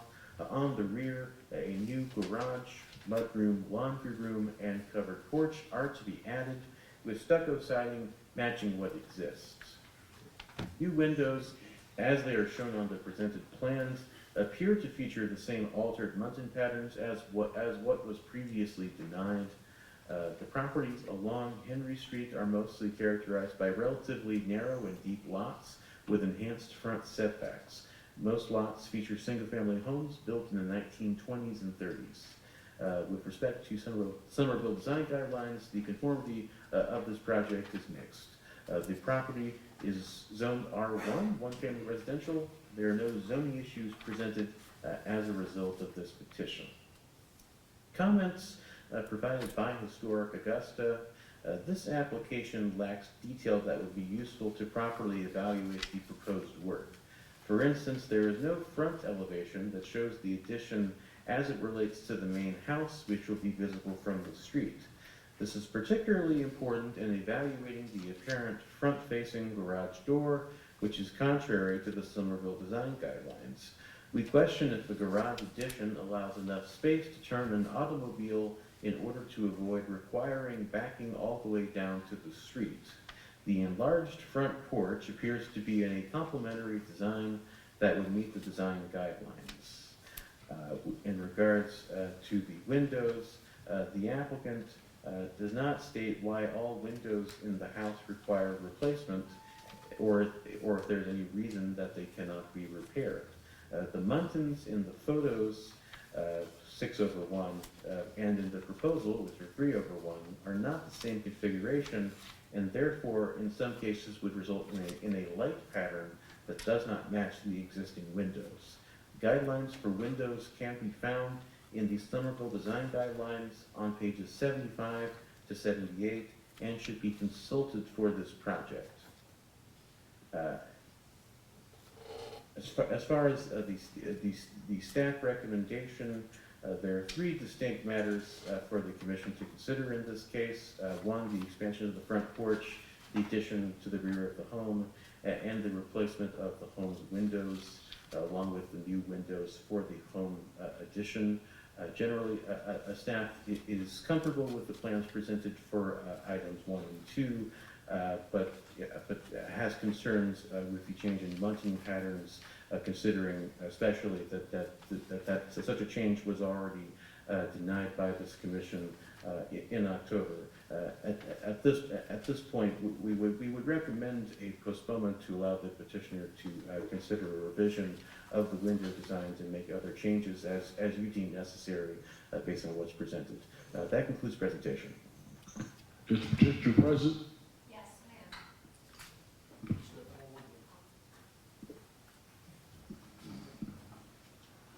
Name and address. Ken Webb, 801 Montesano Avenue. And I'm Christine Nelson Chung, and I live at 2540 Winter Street. Do you have anything to add to the presentation, or can you address this issue possibly about the windows, or? Well, the windows, and well, also something they were mentioning about the drive or the garage. Well, the property's only so wide, so, I mean, you have to back out the drive now, regardless of the garage or whatever is back there. So there's no turnaround here, as mentioned. And then the garage door will be a cottage type door in the neighborhood. Now, as far as the windows, the Muntin design, I live on Montesano, right around the corner from Henry Street. I'm driving down Henry Street, on the corner of Henry and Fleming, there's a house there that has 301, just like we're proposing. On the other end, the corner of Henry and Montesano, that large gray house has 3 different types of Muntin considerations. They have 6 over 6 and 3 over 1, 3 over 2, and then 1 is just 1 over 1. No Muntins at all. So they have 3 different types. And all the other houses on Henry Street, they vary from 6 over 6 to 6 over 1 or 1 over 1. All of them, they vary. And so, and sort of they want to replace the windows, it's because of, she would like, a little bit more light available, and also she would like to get the windows insulated to protect provide the energy requirements they need for the windows.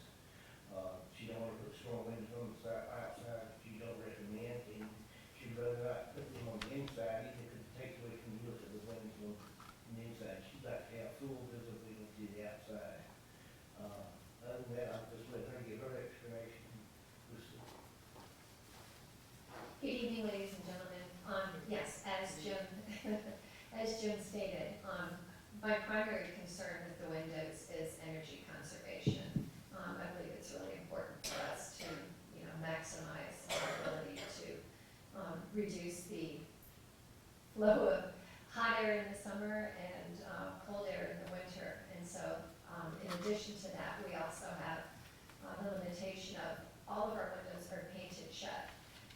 So they're not even accessible for safety consideration or for ventilation of the house. So we need to do something, and our belief is that this is probably the most prudent and forward-thinking way to go about doing this. Additionally, I love the street. That's why we are living there, and I like the opportunity to enhance our view and be a contributing part of this neighborhood by setting a good example for stewardship for our community. If you have any questions, one other thing I did want to point out is that several of the windows are actually broken and glass is broken, so I need to, take the appropriate measures to do window repairs and replacements as it is. I'm doing quite a bit to try to maintain as much of the historic appeal of my home, but I do need to do a few things to help out. So thank you for your consideration. Do we have anyone from the audience who'd like to care to speak to this address?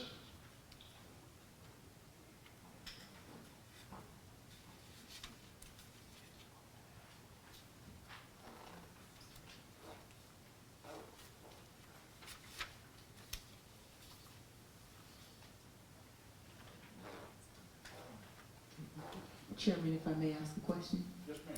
Is the applicant saying that they are unwilling to do this, the 6/1? Or are they saying, just for clarification's sake, we understand, I understand what they're saying about various designs along the street. But right now, from an approval standpoint, the 6/1 versus the 3/1 is where the staff has discomfort with. So could they answer the question of, can you do the 6/1? Please answer. I would prefer not to. I don't think that what I'm doing is outside of norms that have already been established in the neighborhood. So I'd like to maximize, my view, and I'd like to keep the petition as stated by Jim. Thank you. So with that being said, there's no reason for us to recommend postponement. They've stated their position on this particular application. And so planning and development staff is recommending approval of item 1 and item 2, and recommending denial of number 3.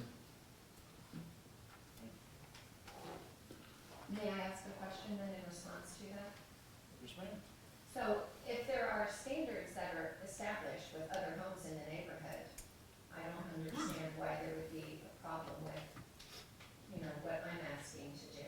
There are several homes, as Jim stated, that have deviations from what you're stating as the standard. The only answer I can give you is what was in the statement when I read the introduction for the meeting. Yes. In making decisions, COA Commissioner may consider, but shall not be bound by precedent. It doesn't matter what your neighbor has or what something happened 10 years ago. I mean, some of us are on here, some of us are not, Right. but we're not bound by any precedent, so there's no precedent set. So we're basically discussing your property and your issue with the windows and what you're doing to your home. So, and I'll leave that to anyone else have a comment. Can I elaborate on that? Just a bit? So I understand what you're saying. In any local historic district, you ride around, you see other examples of things we don't approve. I mean, in many cases, what has happened is that was done before the local ordinance was in place, which doesn't make it right. And then in some cases, people have not followed the law and have done things under the radar and gotten away with it. But today's point, all we can do is what the guidelines we have to follow and the property we're dealing with at hand, not all the other houses in the neighborhood. But I understand it's frustrating to look at and see they did it, why can't I? In a lot of cases, that was done before the ordinance was in place. I understand. I would just like to ask for some consideration. I do like a clear view window with no muddins and to maintain the appearance of being conformative with what your standard is stating. We've specifically designed these windows so that they would give the appearance as much as possible to conform with what the standard is, but still maximizing, me as the homeowner, the ability to enjoy my home, look out my windows, and, be a part of the community. So I would ask for your consideration.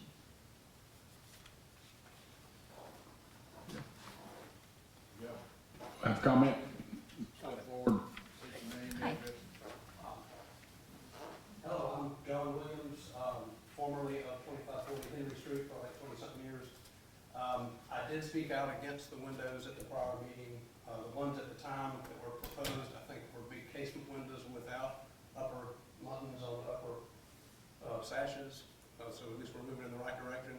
Are you talking about black muttons and frames? Or are you talking about white or? I prefer black, yes. Prefer black? Black is usually what ends up on a modern farmhouse. I don't necessarily think this is a modern farmhouse, but it's not my house. Right. So I understand that. That time has passed. I would like to point out the lot is 50 feet wide. It is 50 by 291 feet, if I remember right. I don't know how you fit a garage in there, but a forward-facing garage is definitely against the design guidelines. Also, the front porch, I mean, that's personal taste, I guess, but this is one of 4 sister houses that are right there together that all have a forward-facing gable. So it is too, though, that the current front porch, used to go all the way across the front of the house, so there is a precedent for that. So, they removed it many years ago before I was there. I think they got termites and something, and they found out that was an avenue, for them, so that was removed. The other houses all have a small, double columned, gable facing forward, just over the front door area, and then the porch just extends on across. So, I guess that's all I have to say. I would like to welcome, Brad Owens to the meeting. Brad, thank you for coming, thank you for your efforts to become well informed, even if after the fact.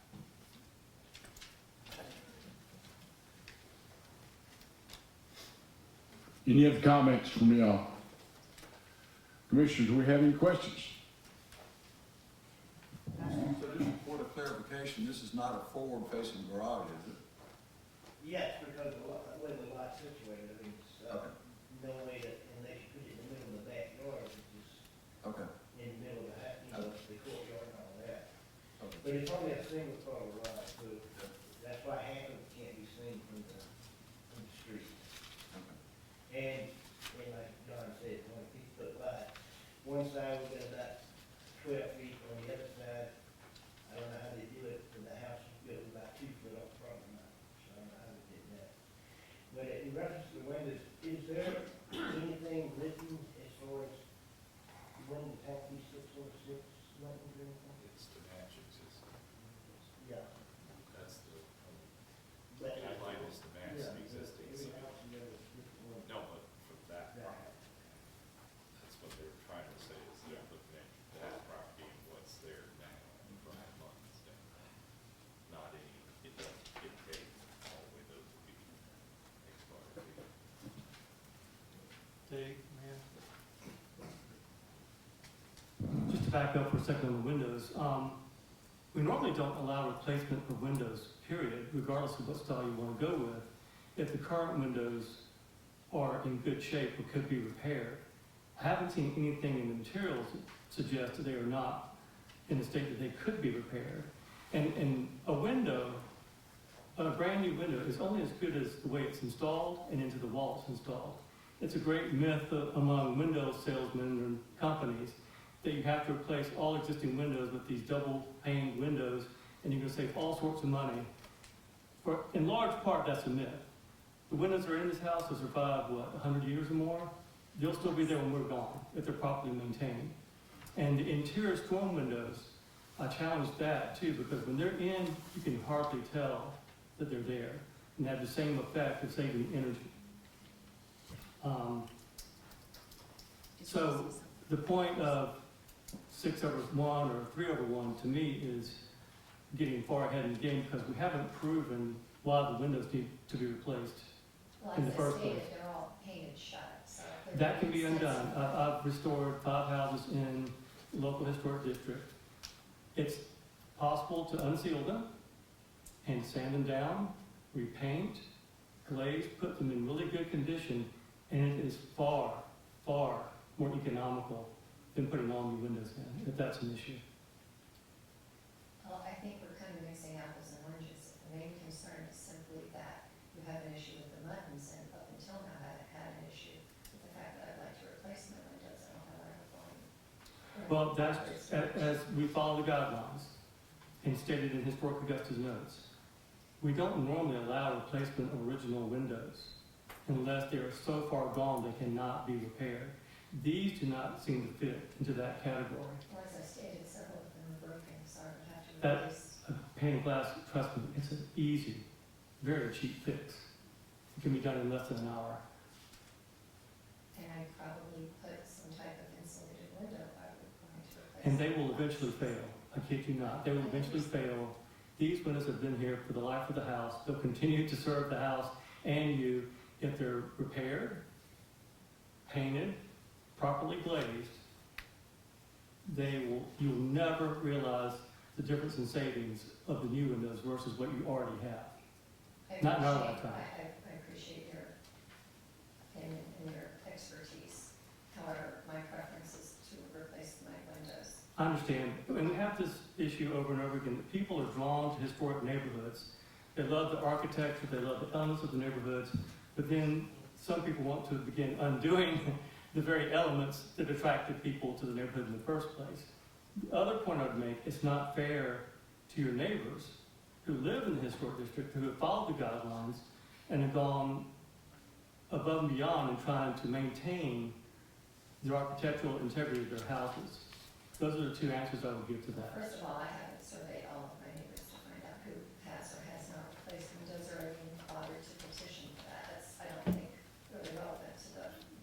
I'm not suggesting that you have, but I guarantee there are a lot of people in your Well, you're district. guaranteeing me now, so do you want me to like survey everybody? I know the district pretty well. We've heard a lot of cases here for the past 6 years. I can guarantee you, without a doubt, that there are people in the Somerville neighborhood that have replaced that have repaired the windows and kept the original windows, as well as And fencing, siding, what I appreciate have you. your honesty to that. As I stated right up front, I would like to, be a part of this community. I honor the historic, appeal of this. That's one of the reasons that I bought the house, was to try to maintain it and keep it up to speed from where it had some decline over the years. And we're trying to be good stewards of, the home, as well as being good stewards in the neighborhood. That's all we expect of you. Thank you. Then I hope that there would be an opportunity for us to move forward. Any other questions from the commission?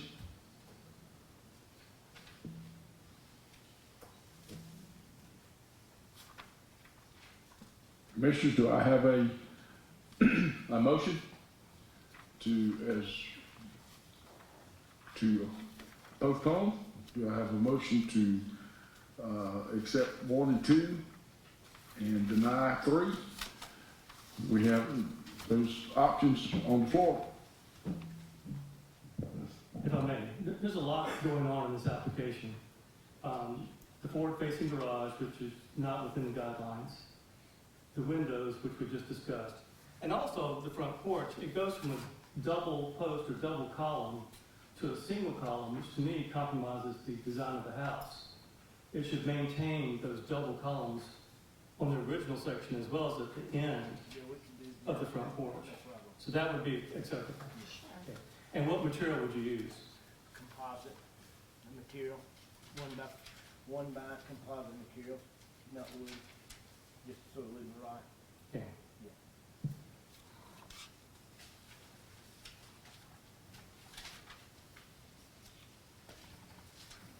Any further comments?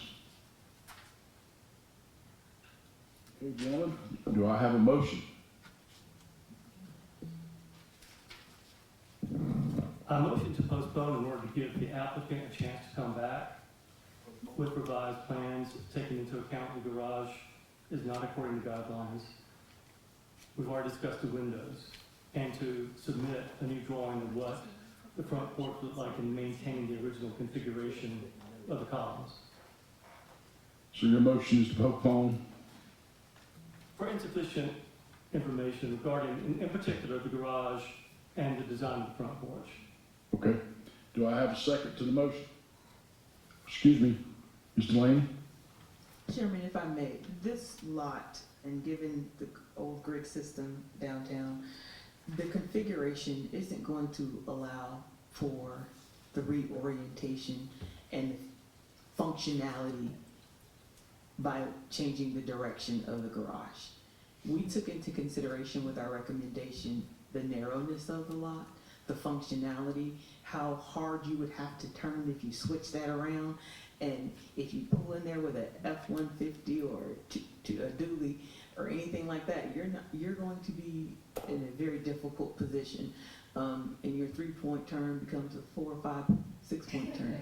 So, we did take that into consideration, and that's one of the things that we looked at. That is a very, a narrow lot, and so we took that into consideration. And there's no garage there now, correct? That is correct. And it's a matter of fact that if you live in that district, a lot of houses don't have garages, and that's something that people accept and know when they buy property in that district. Sometimes you have a lot that's big enough that you can do that in a way that maintains the guidelines. Sometimes you cannot. My assertion is that maybe a garage is not possible at all regardless of orientation. Well, it would not be possible with, with a side entry, not facing the street, unless you had, did a rear entry where you went all the way from the back of the property. Because you have to be 5 foot off the property line, and you get 24 foot for the garage, it's 29, so that leaves you 21 feet for a turnaround, which requires a minimum of 25 to 30. So, that was the garage, being tucked away, and off the, over the halfway down the lot. So, that seems like the only room we have. That's why I would brought Jim on this project, because I knew that there could be ample consideration given to the constraints, but still being in compliance with what you all It expect. can be frustrating to live within the guidelines. The good thing is it makes your property more valuable. If you live in a historic district, it's maintained. An older house is charming, it does have its drawbacks, and sometimes it means giving up a modern convenience like a garage, which a lot of people in Somerville have had to do, and do so willingly in order to live in that district. You have to sort of weigh it out sometimes.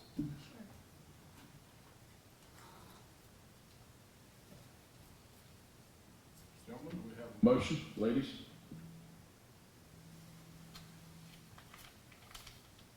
Leon?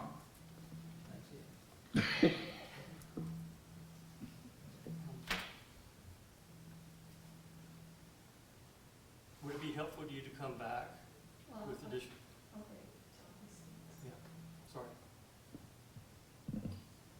Mr. Lane, in the staff approval here, I don't see anything about the garage. Are you all saying you all disapprove the building of the garage? No, sir. Number 2 on the recommendation, the addition allows for them to add a laundry room. So when you talk about relocating the garage, you're talking about some of the features in the connection that could potentially be affected. So we looked at it from that perspective. The addition to the rear of the home encompasses the garage. And so it's an older home, they're trying to improve the functionality of it, and we took that into perspective. So we are recommending approval of number 2. Okay.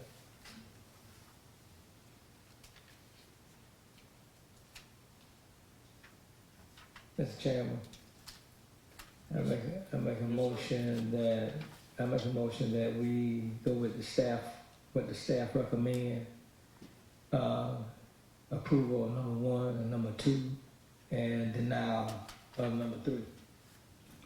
I have a motion to approve 1 and 2 and deny 3. Do I have a second to the motion? I second. I have a second. All in favor, raise your hand.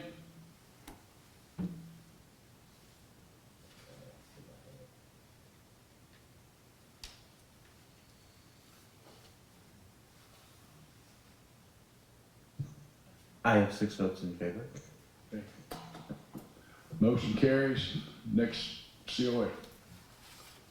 Thank you very much. Thank you, appreciate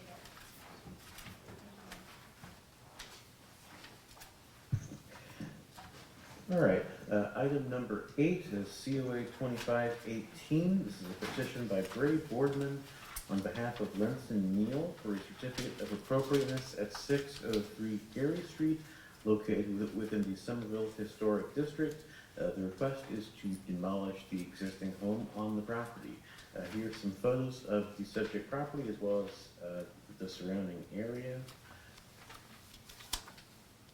Here's some additional photos provided by the applicant of the home, as well as some elevations of a potential home to be built in its place.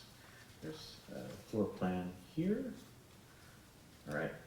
This property is situated at the north end of Gary Street, just east of Millage Road. It features a single-family home of around 2,300 square feet, which was originally built in 1916. There is also an outbuilding in the southwest corner of the property. There have been no recent petitions to come to the HPC regarding this property. The petitioner, on behalf of the owner, is requesting approval to demolish the home. Documentation provided by the petitioner describes the home as dilapidated, and provided photos show that the home has been neglected. The owner intends to build a new home on the lot. The argument presented by the petitioner is that rehabilitation of the current home is not economically practical, and that the owner seeks for the new home to be energy efficient. An appraiser's letter and demolition support form have been presented with this petition. The property is situated at the end of Gary Street in the far northeast corner of the Somerville district. The lot is on a sort of cul-de-sac. 600 Gary Street across from the subject property is outside of Somerville boundaries, while adjacent 601 Gary Street features a home that was built in 1959. The property is zoned R1, one family residential, and there are no zoning issues presented by this petition. Comments provided by Historic Augusta. In checking the boundaries of the Somerville Historic District, this property is definitely on the edge, and it appears that it may be outside the actual line. It does appear from the architectural characteristics that the 1916 date of construction listed in GIS records is likely correct. The house does show on the 1923 Sanborn fire insurance map, but it is difficult to evaluate the application since there are no photos provided and there is no post-demolition plan provided. There are also no inspection reports provided. The Augusta Historic Preservation Ordinance has specific requirements for demolition under Section 7420 and Article 5, 7433 through 7439. And at this time, we did receive those post-demolition elevation plans just a couple of days ago, so staff has not had really had time to properly evaluate those plans. But we would note that the structure does contribute to Somerville architectural character, but it is in poor condition, and the petitioner has presented specific reasons why the new build would be preferable to rehabilitating the home. That concludes staff presentation at this time. Ryan, could you put the elevations up that they did send? Yeah. So that the audience could see them? Yes, there. Did they provide any details about the exterior materials? I do not believe that we received a materials list. I do believe the applicant is here and may be able to shed some clarity on the materials. Mr. Petitioner in the audience? Please step forward and state your name and address.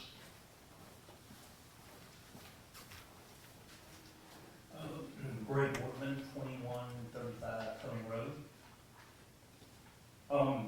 I don't have a lot to add other than what's in the application, just to say that I have a 28-plus year history of historic preservation in both downtown and Augusta. I happen to, I've been before this group numerous times.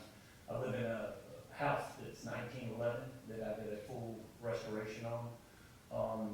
My office is downtown in a old furniture warehouse that I converted into offices. I have 3 other tenants in there.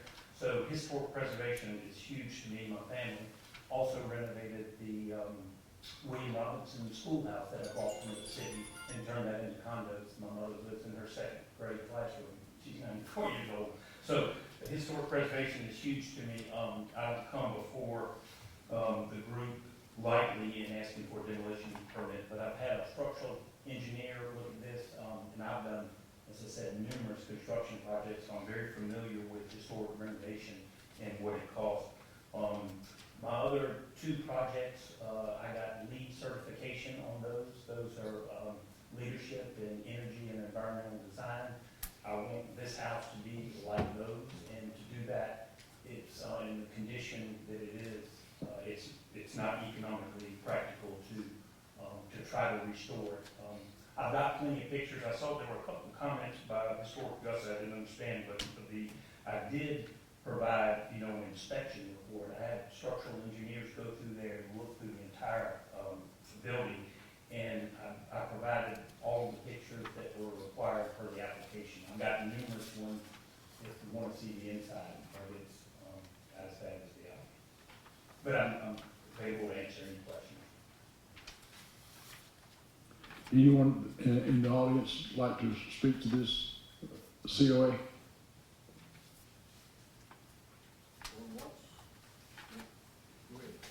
Eric?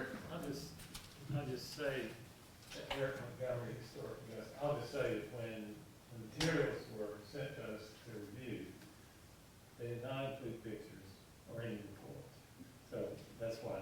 No, well, that's in the application, the inspection report was in the application by the, it was there from the get-go, from day one that I submitted it. We didn't see it. Okay, well, it was in there, it was part of the package.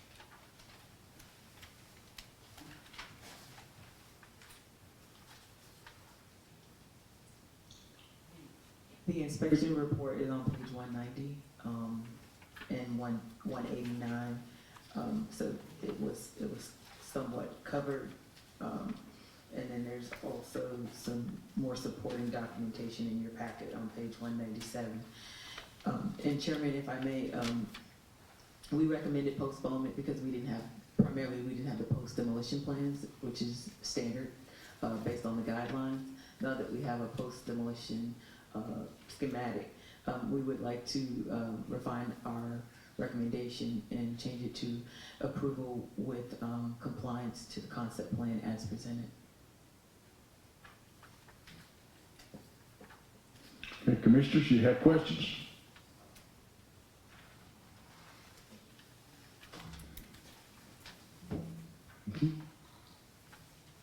Carla, can I ask you a question?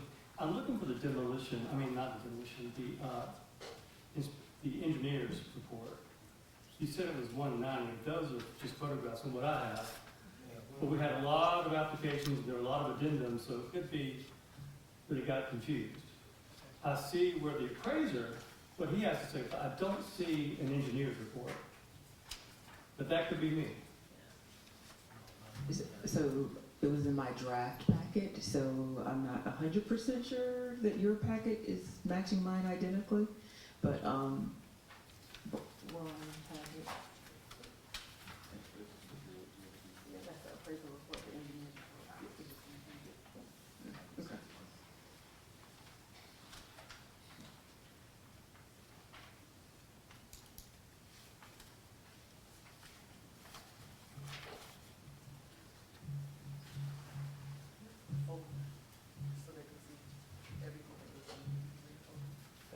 That report was in my original application, it was after the appraisal letter, if y'all see that, it was the next page from Cranston Engineering. It's 4 pages with photographs. From Cranston, right? Oh, that's correct. It follows that appraisal letter.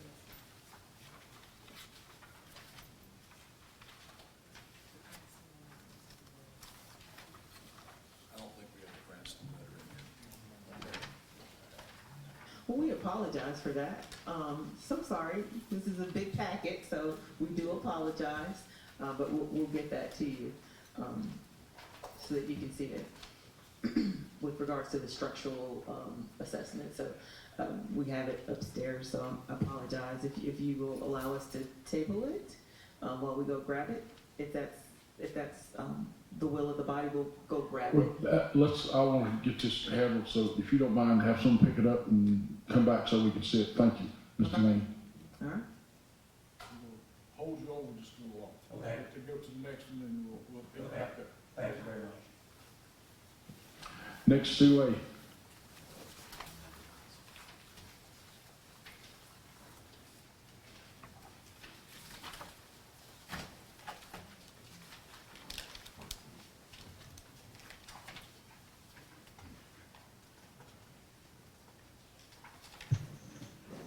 All right, our next item for discussion, COA 2519.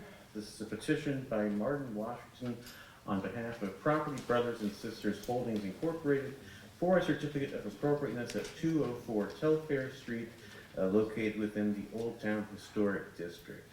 The request is to construct a new single-family home on the property. Here are some photos of the property and the surrounding area on Telfair Street. And here are the plans presented by the petitioner, which we'll go back to. All right. This property is situated near the southwest corner of Telfair and 2nd Street. Currently, the lot of approximately 3,360 square feet is vacant. There have been no recent petitions brought to the HPC regarding this property.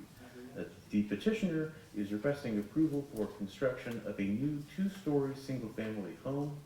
Details of the construction include, but are not limited to, the following. The home is around 20 feet wide and 38 feet deep, with 3 bedrooms and 2.5 bathrooms. Chosen materials include double-hung wood windows and fiber cement board siding. The elevations appear to indicate a shingle roof, though a quote was provided for a metal roof. Elevations, floor plans, and a site plan for the home are attached with this report. The character of this stretch of Telfair Street is a blend of older homes and some newer multifamily housing. The area features a number of other vacant lots. The property generally conforms to applicable Old Town design guidelines, and the property is zoned R3C, that's multiple family residential. The proposed use as a single family home conforms to that zoning, and there are no variances needed based on the presented site plan. Comments from Historic Augusta. We applaud the construction of a single family residential structure on the vacant lot. The overall scale and massing of the proposed house complies with the Old Town design guidelines. We observe, however, that the size of the windows on the front facade is out of proportion to the size of the house, and we suggest scaling it down. The fenestration or arrangement of the windows on the sides and back are very irregular and should be better organized in order to complement the historic houses in the vicinity and avoid their random exterior placement. We also question the use of the floating fan light on the 2nd floor. Fan lights are generally above doors and side lights or above larger Palladian windows. We suggest a rectangular shape for this window.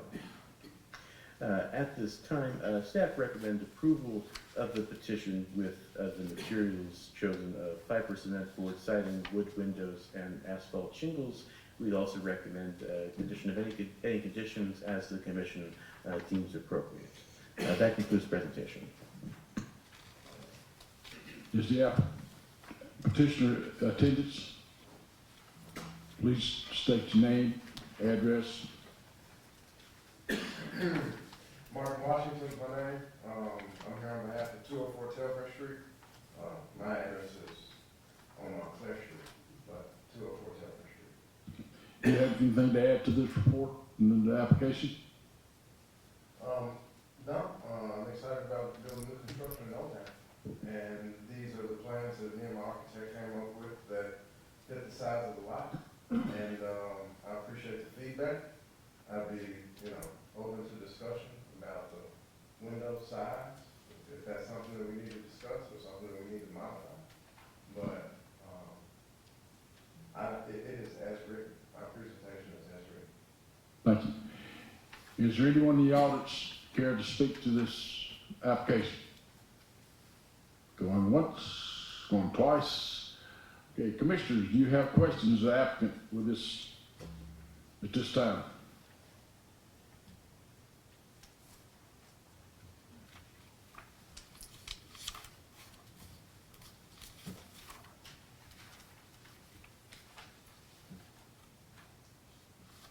Commissioner Ray, have a question? Yeah, I'm trying to formulate one. So you're amenable to the suggestions that Historic Augusta made regarding the windows, the size of the windows. The windows in the back of the house, are they by design because of architectural elements such as a bathroom or something like that that dictate the placement of those windows, or? That's correct. Some of the smaller windows are either in the laundry room or in the downstairs bathroom.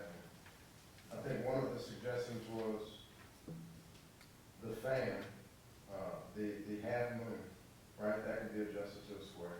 Okay, That's no so problem. that's no problem. I didn't, you know, my architect was asking if I wanted a half moon. I said, yeah. That's how easy that was. Yeah. I too like the larger windows on the front of the house.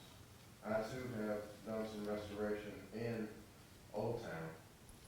In coming up with this design, I didn't take into account this new construction's size of the side windows in relation to the other houses in Old Town. And if all we have to do is make the windows larger, on the side of the house, with the exception of the front, because those are considerably larger than, you know, as long as they're not encroaching on the bathroom, that can be done. Okay. And you're using fiber cement board siding, correct? Yes, similar to, probably identical to what the gentleman had earlier. And wood or clad windows, not vinyl windows, correct? We're using, wood windows. Pella is the manufacturer of wood windows, and we'll be using wood windows.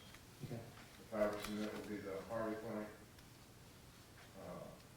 hardy board similar to what he brought in earlier. Okay. There's something in there also about columns and front being wood. I would like to talk about that. Like, what is the requirement? I mean, because of course they're gonna be wood. I mean, like you're so definitive about the windows being wood. Wood or, What you know, what are we suggesting about the two front porch posts? that they not be vinyl for certain, Right. would be the biggest problem.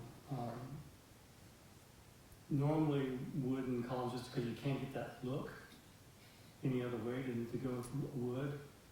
And it's somewhat protected, so I don't think vinyl would be such a big issue with that. Right, we can use a pressure treated 6x6 with a metal foot. With the same design you presented, correct? With the same design that I presented, yes. And I have no problem with those, being wood. Okay.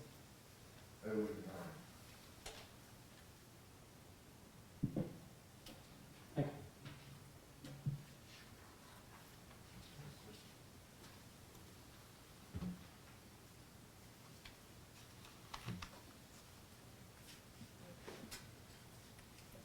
I'm sorry, I was reading the guideline here, as far as the roof.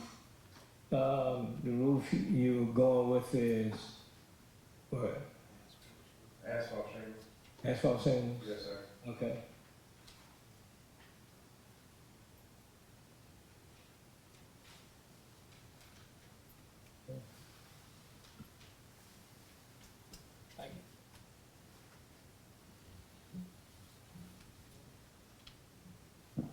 Any other, Mike, sorry. good, any other questions? I was going to say, if we do an approval pending the size of the windows be adjusted, could we do a staff approval and have you consult at least one of us before you give the final approval? We could arrange that. Yeah. And I should have said earlier, it's very exciting to see a house being built on that level. I'm very familiar with that street, so Thank I applaud you for that. Is that in form of a motion? Is it in the form of a motion? Yes, with the windows being adjusted in size on the side of the house pending staff approval, and Ryan will consult with one or more of us on that before giving final approval. Dr. Hall, you second the motion? Second. Dr. Hall, second the motion. We have a proper motion and second. All in favor, say aye or raise your hand. All in favor? All right. Motion carries. Thank you. See you later. We'll be back. All right, thank you, Mr. Washington. I appreciate it. Can I ask one question? Yes, sir. Logistically, my final question is, when can we start doing? I'll start with the answer first. After we modify this, size of the windows, I'll submit it back to Ryan. Do I have to wait a whole nother, the layman's terms, which I just said, do I have to wait another? No, No. no, no, you don't. Thank you. I appreciate it. Do we have another COA? We do, yes. So our next item on the agenda, COA 2520, petition by Tim Ross on behalf of Partridge Inn Owner LLC for a certificate of appropriateness at 2110 Walton Way, located within the Somerville Historic District. The request is to install a pergola on the rooftop of the building. Here's some photos of the subject property, Partridge Inn. And here are the plans presented. We'll go back to these as necessary. And here are also some renderings provided by the architect.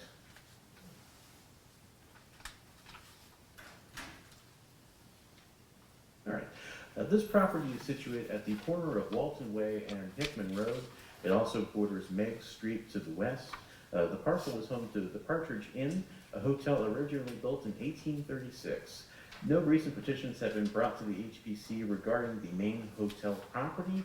However, approval was granted in 2023 and extended in July of 2024 to demolish a non-contributing structure on an adjacent lot owned by the hotel to expand their parking allocation. The petitioner is requesting approval on behalf of ownership to construct a pergola on the hotel rooftop, which serves as a restaurant and bar for the hotel.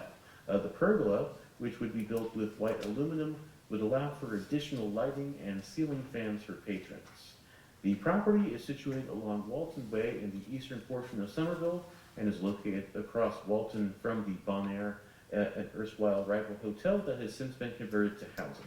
Other residential uses surround the hotel as well, both single-family and multifamily. Although the Somerville design guidelines do not readily address the nature of this property and the project, there are no clear conflicts between the guidelines and this project as it's presented. The property is zoned B1, that's neighborhood business. There are no zoning issues presented by the petition. While hotels are not a permitted use in the B1 zone as it is written, the Partridge Inn maintains a legal nonconforming status. Comments from Historic Augusta. The proposed pergola as proposed appears to be complementary to the existing eclectic architectural style of the Partridge Inn. Although it will be visible from a number of directions, the multiple existing roof lines on the building will allow this one to blend with the many others relatively seamlessly. The design and aluminum framing that is proposed will be easy to remove if desired in the future and will not require significant changes to the existing structure. At this time, staff is recommending approval of the petition as it has been presented. That concludes presentation. Is petitioner present? Please come forward, state your name and address.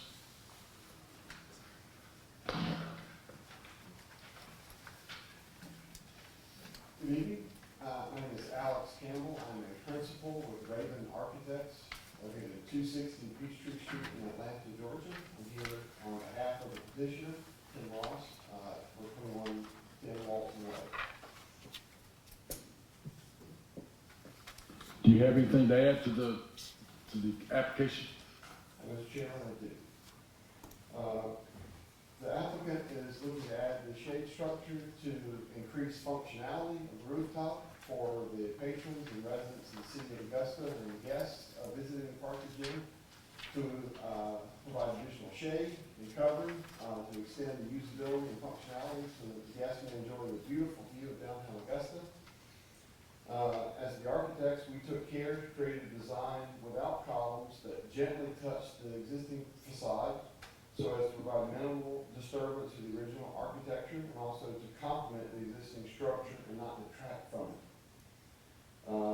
We consulted Chapter 4, the guidelines for new construction and additions from the Somerville Design Guidelines, and we provide 5 elements to the design for your consideration. First, the design differentiates from the old construction by using a simple louvered pergola design. 2, the design is compatible with the massing and scale of the rooftop spaces. And 3, it blends harmoniously with the existing, with its multiple roof lines.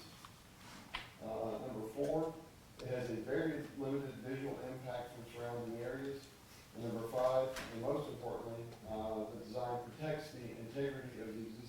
retail property. Our own investigations of the site, both walking and driving the surrounding neighborhoods and surrounding areas, we found that there are very few vantage points where this rooftop pergola will actually be seen, primarily because, as historic Augusta mentioned, the multiple roof lines do a great job of helping to conceal and hide this pergola addition. And then finally, the addition uses modern materials that complement the existing structure, but differentiates this from the old and existing as an addition, so as not to confuse the viewer on what is historic versus new, as is written in the design guidelines for the Somerville design guidelines. Any questions? Do we have anyone from the audience that cares to address this issue? Anyone from Historic Augusta want to say anything at this time? Have any objections? Commissioners, you have any questions? Yes, Leon? There's no question from Mr. Campbell, but I just want to say that I appreciate that because I finally can go over there when it's raining. That's the idea. Yeah. And then secondly, what you're putting up, definitely appreciate the fact that if it doesn't work, it can come down without doing any, I guess, any injury to that fantastic historic building that we call the Partridge Inn. Yeah. Thank you, sir. We took care to make sure that we were delicately and very gently touching the existing structure so that it could be maintaining the integrity and the historic, integrity of the historic structure. That's all I have, Mr. Chairman. It look like everything- Any other comments? Hearing none, do we have a motion? I motion to approve. I have a motion to approve. Do I have a second to the motion? I have a second to the motion. We have a proper first and second to the motion. All in favor, raise your hand. Motion carries. Congratulations. Thank you. Do we have another COA, or can we go back to the COA that's tabled? We have one more. We do have the information that we were looking for. Do we want to go back to that one, or it's up to you? Go back To the chair. Can you take the next one? All right, we'll take the next COA. All right.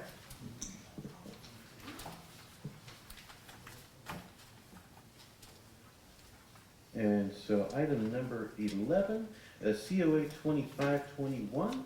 This is a petition by Johnny Scarborough for a certificate of appropriateness at 1317 Millwood Road, located within the Somerville Historic District. The request is to replace the existing metal roof with a shingle roof. Here are some photos of the subject property. You can see on the top left, and as well as some surrounding properties in that neighborhood. This property is situated along the western side of Millwood Road, south of Central Avenue, and north of the road's terminus at Richmond Avenue. The home approximates 1,728 heated square feet and dates per property records to 1926. No recent petitions have been brought to the HPC regarding this property. The petitioner is requesting to replace the metal roof on the home with shingle roofing. To support the request, the petitioner has provided photos of nearby shingle roofs and comparative quotes from his roofer for metal and shingle roof options. Those are included in your packets. The property is situated along the south side of Millwood Road in southeast Somerville. Generally, properties in this area of Somerville are characterized by relatively narrow lots, often 50 feet wide, and homes originally built in the 1920s. Page 2 of the Somerville Design Guidelines advise the following. When replacing a roof, match original materials as closely as possible. Avoid, for example, replacing a standing seam metal roof with asphalt shingles, as this would dramatically alter the building's appearance. When the exact material is not available, attempt to match pattern, color, and size as closely as possible. Therefore, the request does contradict the Somerville Design Guidelines as they are written. Comments from Historic Augusta, roofs for residential rehabilitation are covered in the Somerville Design Guidelines on pages 81 and 82. Item 2 states, when replacing a roof, match original materials as closely as possible. When the exact material is not available, attempt to match pattern, color, and size as closely as possible. This application does not comply with the guidelines since it proposes to change the roof materials from metal to shingle, presumably asphalt composition shingles. And in staff's view, this is ultimately a financial hardship case. Per section 7427 of the Historic Preservation Ordinance, where by reason of unusual circumstances, the strict application of any provision of this chapter would result in exceptional practical difficulty or undue economic hardship upon any owner of a specific property, the Historic Preservation Commission, in passing upon applications, shall have the power to vary or modify strict adherence to said provisions, or to interpret the meaning of said provisions, so as to relieve such difficulty or hardship, provided such variances, modifications, or interpretations shall remain in harmony with the general purpose and intent of said provisions, so that the architectural or historical integrity or character of the property shall be conserved and substantial justice done. In granting variances, the Commission may impose such reasonable and additional stipulations and conditions as will, in its judgment, best fulfill the purpose of this chapter. An undue hardship shall not be a situation of the person's own making. The task of the Commission, then, is to determine, based on the facts presented, whether in-kind replacement to a metal roof would constitute undue hardship to the petitioner. We present this with that recommendation. That concludes presentation. Is the petitioner present?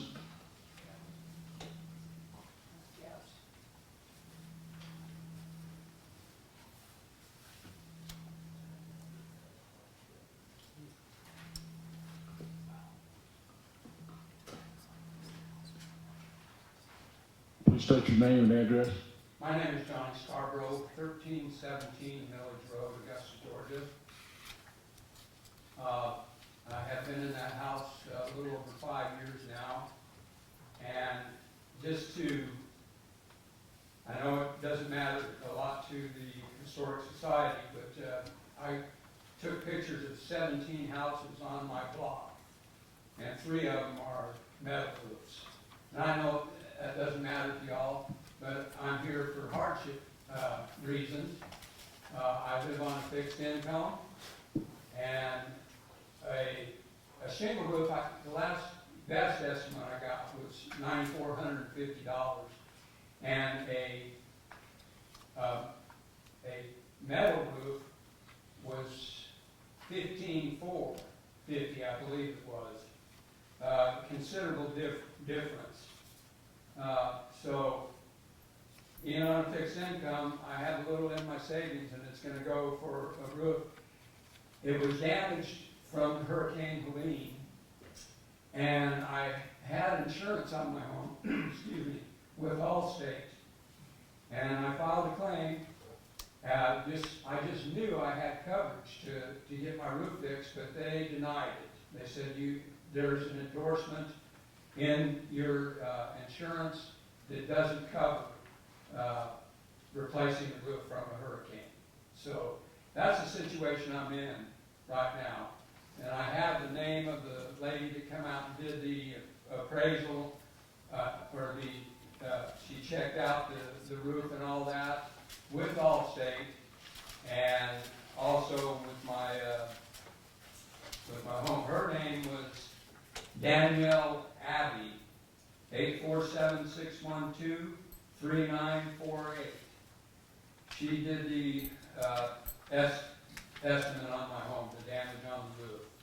And then several days later, we got that it had been denied, and several different reasons for the denial. But that's the situation I'm in. I still have a leaky roof, and I'd like to get it fixed with a shingle roof because I can also match the color very closely with the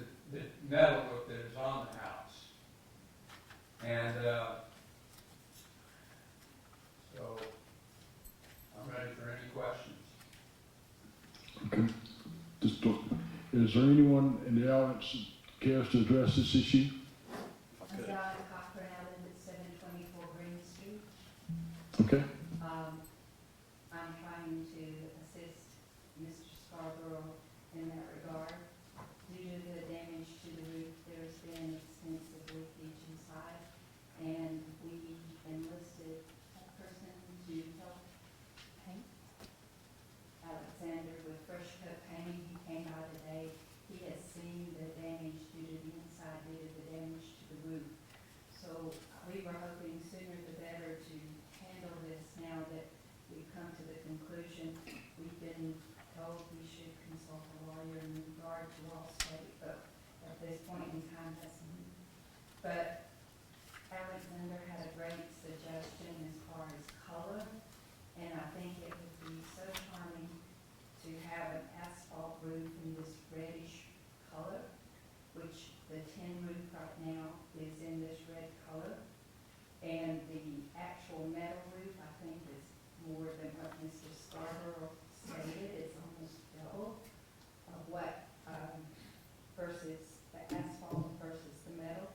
The roofer was here earlier. He left, he didn't stay for us, but it just would be more functional, affordable at this point in time, since we're having to bear all the costs, which we will be for that amount, but there is more extensive damage underneath due to those leaks.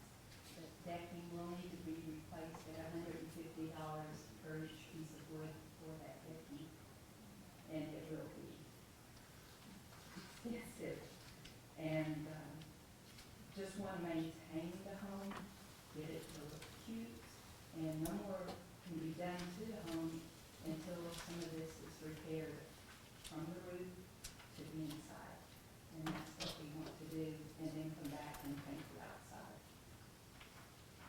We want to keep the actual colors, the green, the red door, and the red door and the roof would look very nice together with the red shingle roof. Would you like to hear from our painter in regards to the extensive damage? Go ahead, state your name and that. I'm Andrew Hughes. I live at 147 Brucewood. I appreciate y'all taking the time, and I learned a lot with the fact that we were scheduled last year, so it was really neat to be here. I appreciate that, and I appreciate the clarification on some other issues that made it very clear that the metal roof needs to be replaced with a metal roof, if at all possible. I do know that the guidelines state that it should be, the intent should be to match pattern, color, and size as closely as possible. It can't be the exact same material. I know that the recommendation has been made, if asphalt were approved, to go and at least try and approve one of those three characteristics with matching the color as closely as possible. I thought the preparation for this was really great. I applaud the folks who did this, but in reading the section that was read to us earlier, 7 TAC 4 TAC 27, it says whereby reason of unusual circumstances, and I think here in Augusta we all know that the hurricane is pretty, I might say unreasonable, unusual. The hurricane for us was pretty unusual. I come from Houston, Texas, where we prep for this all the time, but we never thought moving to Augusta we'd deal with this issue. And then, whether or not this creates undue economic hardship, says that you guys can deviate to some degree from the ordinance, but that the modification shall remain in harmony with the general purpose and intent of the provisions. And that's where I go back to trying to match the color. So I would appeal to your sense of empathy here, that these folks have suffered a loss to their property, which not only affects obviously the roof, the underlying materials that come along with the roof, but then the extensive damage from water egress into the home that's going to need to be corrected with extensive repairs and repaint.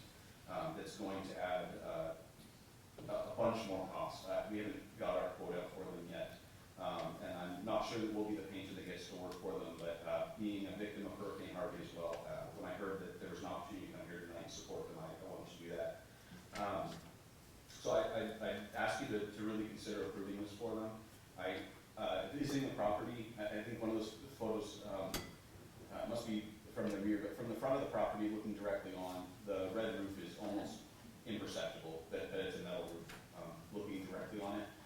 sides, the percentage of roof that you can see is minimal. So I do believe that overall, the appearance will be maintained if we were to have asphalt approved, especially if they maintain the color. So, yeah, I really think the impact would be low. I'm just reading through my notes, and I think aesthetically it would look great and help these folks, help them get their house back in good repair. So I appreciate y'all's time, and I really hope you'll consider what they've gone through and what a lot of us have gone through, and I know you probably have too. So thanks for your time.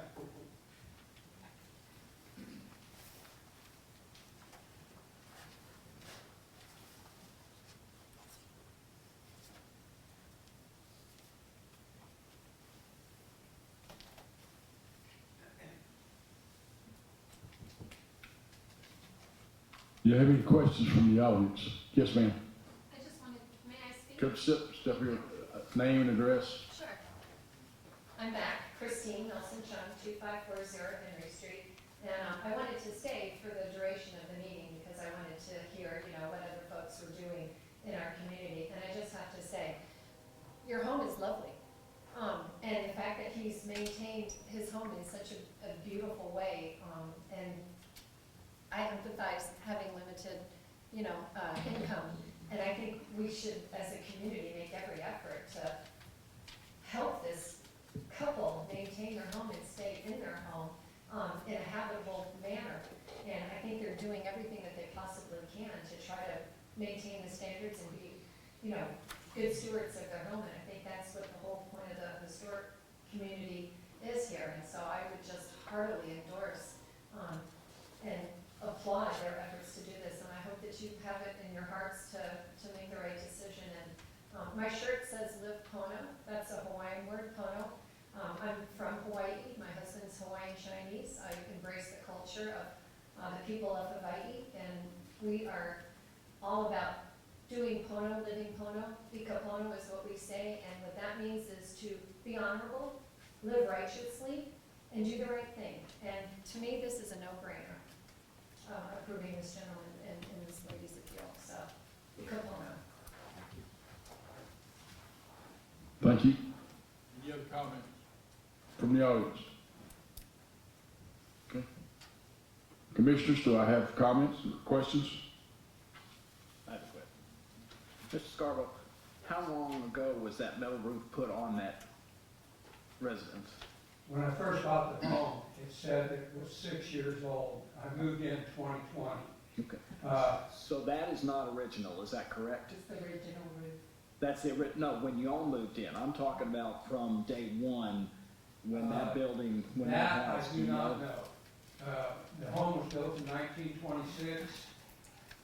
I don't think that metal roof would last 100 years. Well, and apparently it hasn't because it's leaking in several places. But I don't think it's been on that long. Okay. So Another thing that they said when I bought the home, that it was 9 years old. So, and this was at the same time. So I really don't know how old that roof is. okay. All right. But it's old. Dave,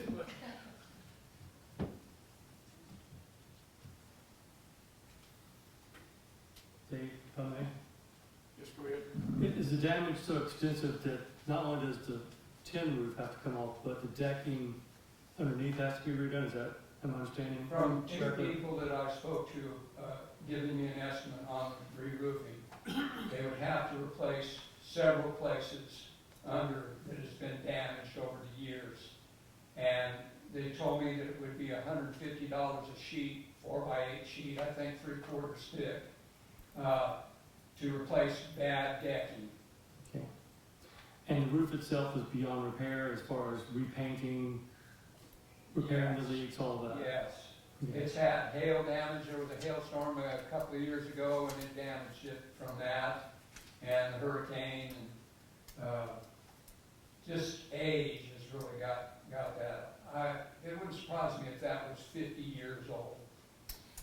They can last till I have a house that has an 85-year-old roof on it. Yeah. Keeping it maintained, it's still good, but I'm taking your word for it that it's bad. damaged and it's got to have decking and all that. Mm-hmm. And just to be clear, we do not dictate color I'm learning, I'm learning. Or the Bible.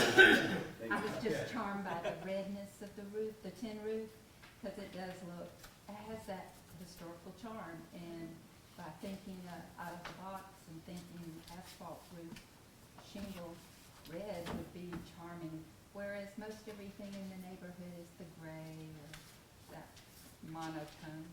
That's your choice. And it would look lovely, I think. John? Mr. Chairman, I know we have to take ourselves out of the equation, but how have we handled hardships in the past? You know, do we, I know it's tell us what to do it, but do we ask for certain things or what? How do we,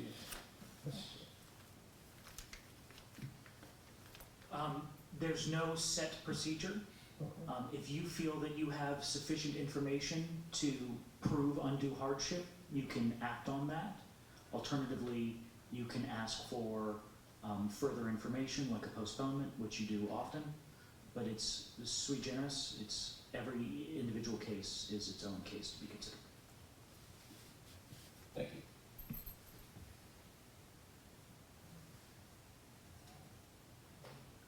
Commissioners, other questions?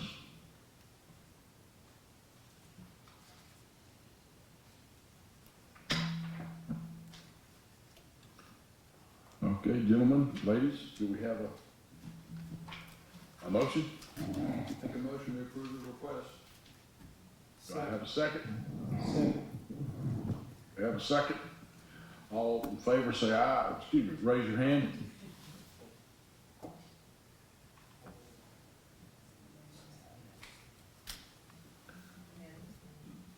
Now, okay, that final one, Ryan, was that the last? That was the last COA. So now we're gonna go back to the, all right, we're gonna go back to the table COA.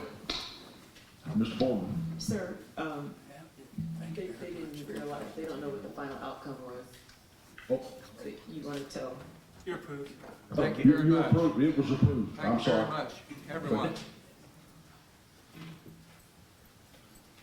Okay, so we are now back to item number 8. That was the petition by Gray Boardman for a certificate of appropriateness at 603 Gary Street to demolish the existing home. Since the motion, since the item was tabled, we did receive copies of the structural assessment report done by Cranston Engineering on February 25th of this year. Was there a copy distributed up to? Okay, everyone's great. Okay, so that is now available for consideration, and resume consideration.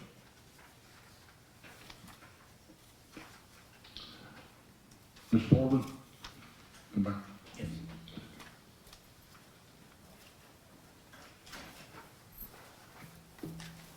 Commissioners, do we have anyone have any questions for Mr. Boardman? And have you had a chance to review the study?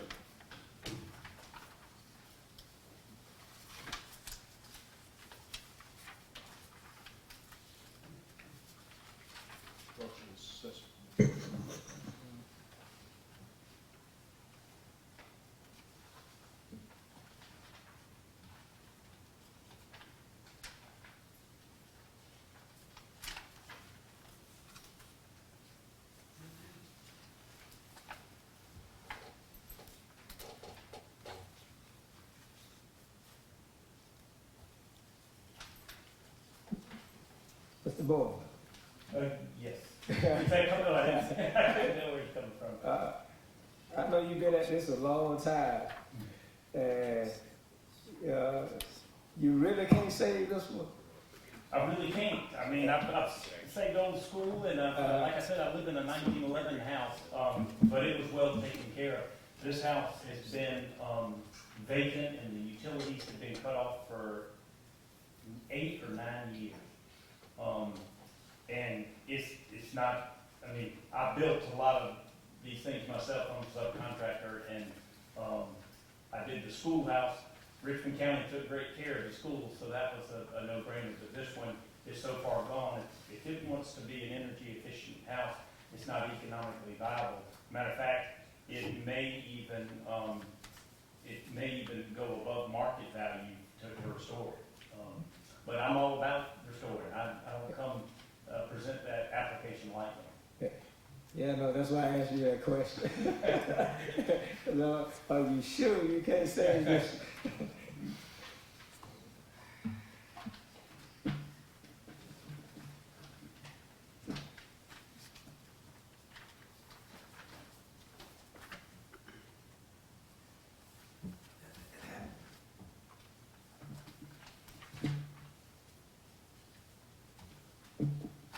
Ryan, we've been through so many.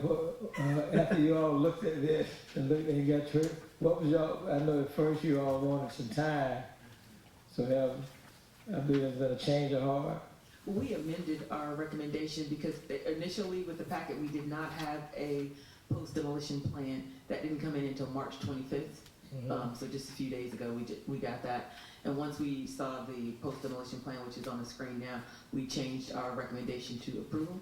And then, of course, the structural report as another level, the other level, that was questioned, so. Right.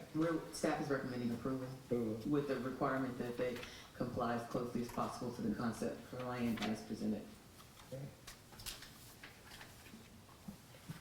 And then note, Mr. Chairman, I recommend that we approve this with staff conditions, what Carlos just said. I have a motion. Do I have a second? Second. With staff conditions. Staff condition. All right, I have a motion, properly motion, and proper second. All in favor, raise your hand.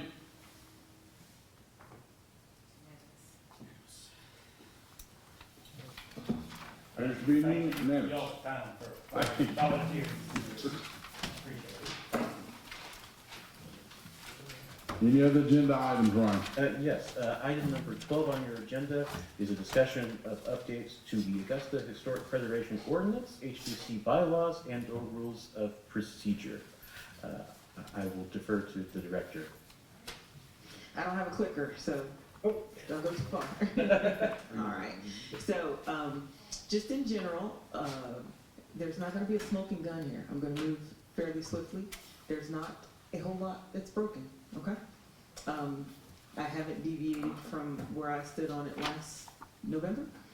So this is a collaborative approach. This is not the department handing down something we think you should enforce. There are a few definite recommendations, which are going to be easy, and they're not going to be grasped, but I'm going to walk you through it, and it'll be very brief, okay? All right. All right, so what is entailed is the review of the bylaws, the review of the ordinances, and then we visit the guidelines. So our starting point, I don't know how well you can see, it looks pretty small on my screen, so it might be too small on your screen too, so for that I apologize. But what you'll notice is I've highlighted some changes that definitely need to be made. When you look at jurisdiction, we're changing things like the language from Augusta Richmond County Planning Commission to the Planning and Development Department. So these are minor edits. You'll see things where under Article 4, members, officers, and duties, we're not trying to change the structure. We're changing it to the residents of from the residents of the city to Augusta Richmond County. So, because a lot of the language in these bylaws was prior to consolidation, so it wasn't accurately updated. So the bulk of our changes are going to be of this nature, okay? All right, and then naturally, of course, where our meetings are held, now we're up here, so that will change again. But they still had it at in the wrong location, so we had updated that. And then if you move over to the next one, Article 6, again, we made another correction to the development in the department. So this is just the very first item. And like I said, there's nothing structurally that we're trying to change here, okay? So we're gonna move on to some of the staff recommendations for consideration. Now we wanna include a provision for extension of decision by HPC due to the state of emergency declarations. So this came up, of course, with Hurricane Helene. There are no provisions where we can, at the staff level, have a quicker turnaround. So this meant, can we incorporate some type of Zoom meetings? Sam, you're gonna have to weigh in on these. Or a way that we can rally quickly. With the hurricane came, we found ourselves with a lot of applications that came in, and so we were trying to see what we can do. And so this is one of the things we want to talk about, extension of the decision by HPC due to state of emergency declarations. We need to add a provision to cover that, okay? So we don't have people waiting 45 days for a roof and things of that nature. The other thing is we want to move to an online submission of applications for the COAs. We want to go more electronic and do more things more digital, okay? It's nothing egregious. All right. The biggest thing that came up, and this is, Ryan worked on this comparative analysis. We looked specifically in the state of Georgia at municipalities that also had the Historic Preservation Commission. And one of the things that was talked about was how the decisions are made with regards to not just postponements, but when people want to appeal their decision, the final decision. So we did a evaluation to see how the board is comprised. So the composition in the first column, the expertise, the terms, and then you see the staff approvals. And we have 14 listed. Athens has 33 listed categories. You'll also see Columbus has 11. I like how you put Macon's in there as it's complicated. So there was no straightforward methodology that we could capture succinctly. And then of course Savannah has 10 categories with 3 or more concurrently requiring board review. And then Atlanta of course had quite a few methods for determining staff approvals. So when we initially had this conversation, there were pieces of conversations, some from the public, some from property owners, some from commissioners. And the question became, how can we make the appeals process smoother? Give consideration for people who have a financial hardship. You already demonstrated today that you took into account financial hardship and made a decision based on the information they provided, absent of staff recommendation, because that's something that we don't want to delve into, is the individual's financials. So with regards to appeals, we looked at how Augusta does it, and you file an appeal with the clerk of commission within 30 days, and then mediation within 90 days of the appeal, and the applicant pays for the fees associated with mediation. And then if the mediation is, it does, say for instance, it doesn't go the way the applicant would like, they can go to the Augusta Commission. So there's 3 methods to get to a decision on an appeal, roughly. We looked at Athens, and you filed with the clerk of commission within 30 days to be heard by the mayor and the commission within 60 days of filing further appeal to Superior Court. So there has been conversation about the appeals process shifting to something similar of that instead of mediation. Conversation, no decisions, no recommendations, we're just putting the facts out there, okay? All right, and then the next one is Columbus, Georgia, where the appeals go to the Board of Zoning Appeals. And then Macon, it goes to the commission. And then, of course, Savannah, it's a little more complicated, but they do go to the BZ, the Board of Zoning Appeals. So you can see that there's not a true standard way that it's done. Everybody varies just a little bit, but these are the facts. So, you know, I think at this point, it helps you all to know how other municipalities are operating, and it helps you make a more informed decision. If your recommendation is nothing should change on this, if your recommendation is it should be a combination of these things, this is something that should be taken into consideration. In addition to that, we also want to keep in mind Historic Augusta. They wanted to have they wanted to weigh in and have some commentary on the existing ordinance, the bylaws, and the guidelines. And so this is the forum and the opportunity, but this is where we are as a department. We looked at what's out there.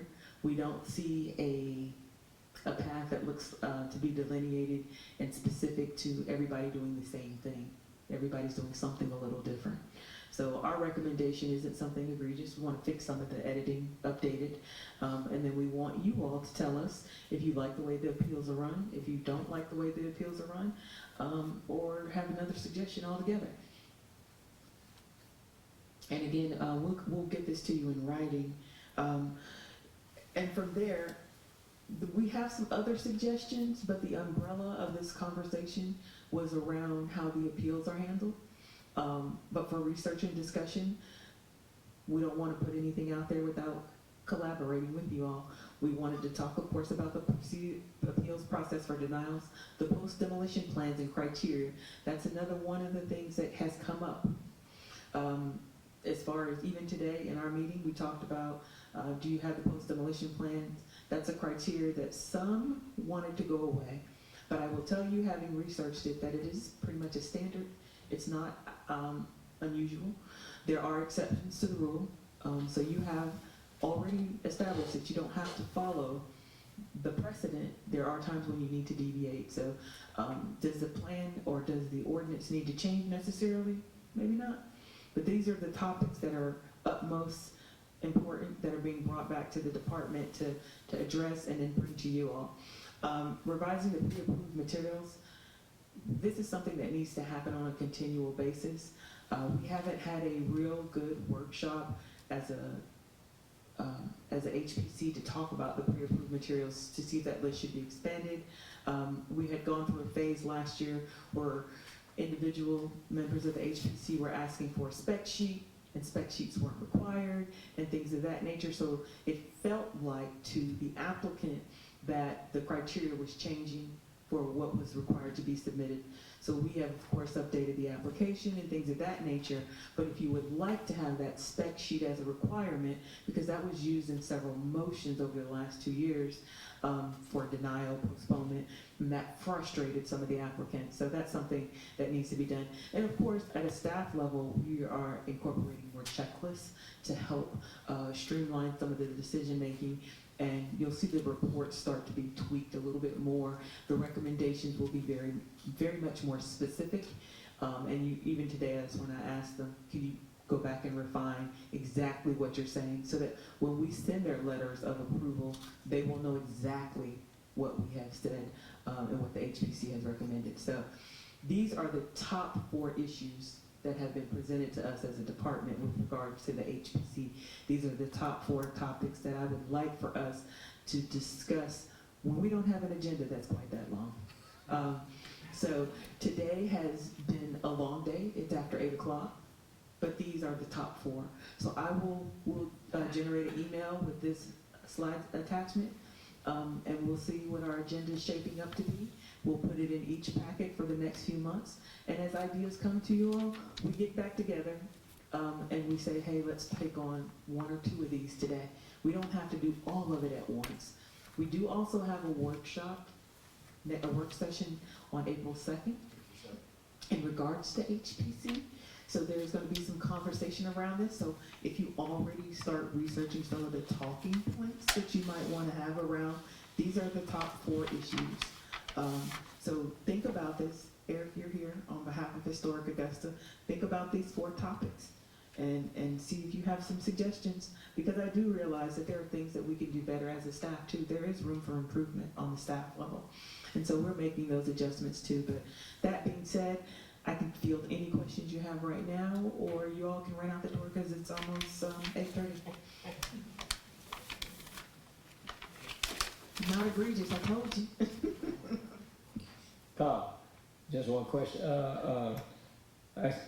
I assume Charleston was just too huge. I guess what all they require is really would put us outside the door. I didn't consider Charleston because of their funding mechanism. They have more funds dedicated to HPC. They have funds coming out of, I believe, their general fund. So they can do more. So I wanted to look at cities that had some of the same financial constraints potentially that we would have. I would love for us to mimic Charleston, but we don't have money that I'm aware of that's set aside that could be used in the same way. I'll just add that Charleston is in South Carolina. We're under the state enabling legislation for Georgia, and we need to make sure we stay with that. So there's a state law, what is it called? State Historic Preservation Act. We really have to stay with that so that we continue our certifications, certified local government. That's why you're here. I'm glad you got me back in the boat. But it's the money, really, because you can still take what you need. I was thinking preservation then. I'm sorry.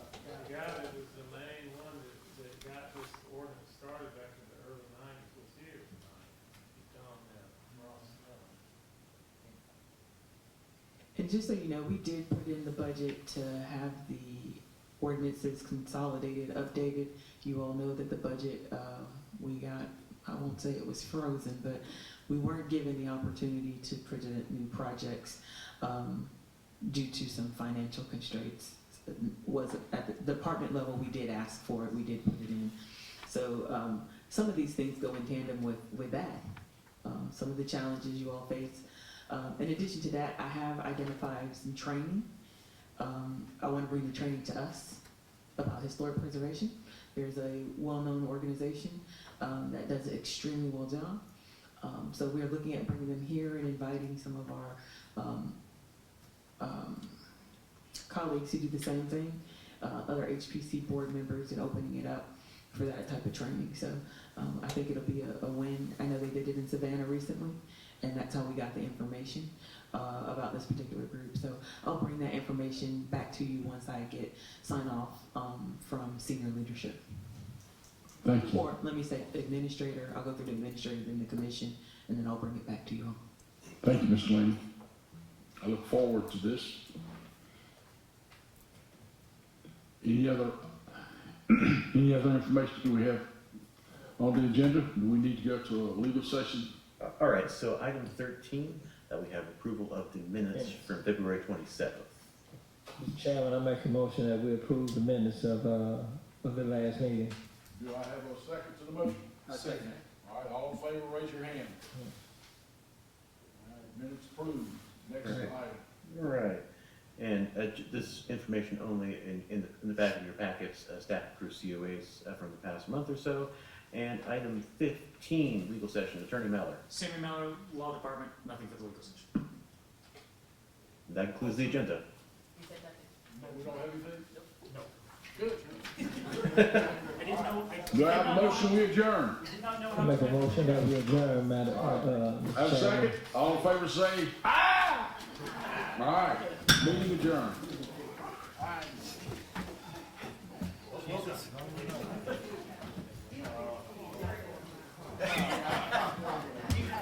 Well deserved. Thank God.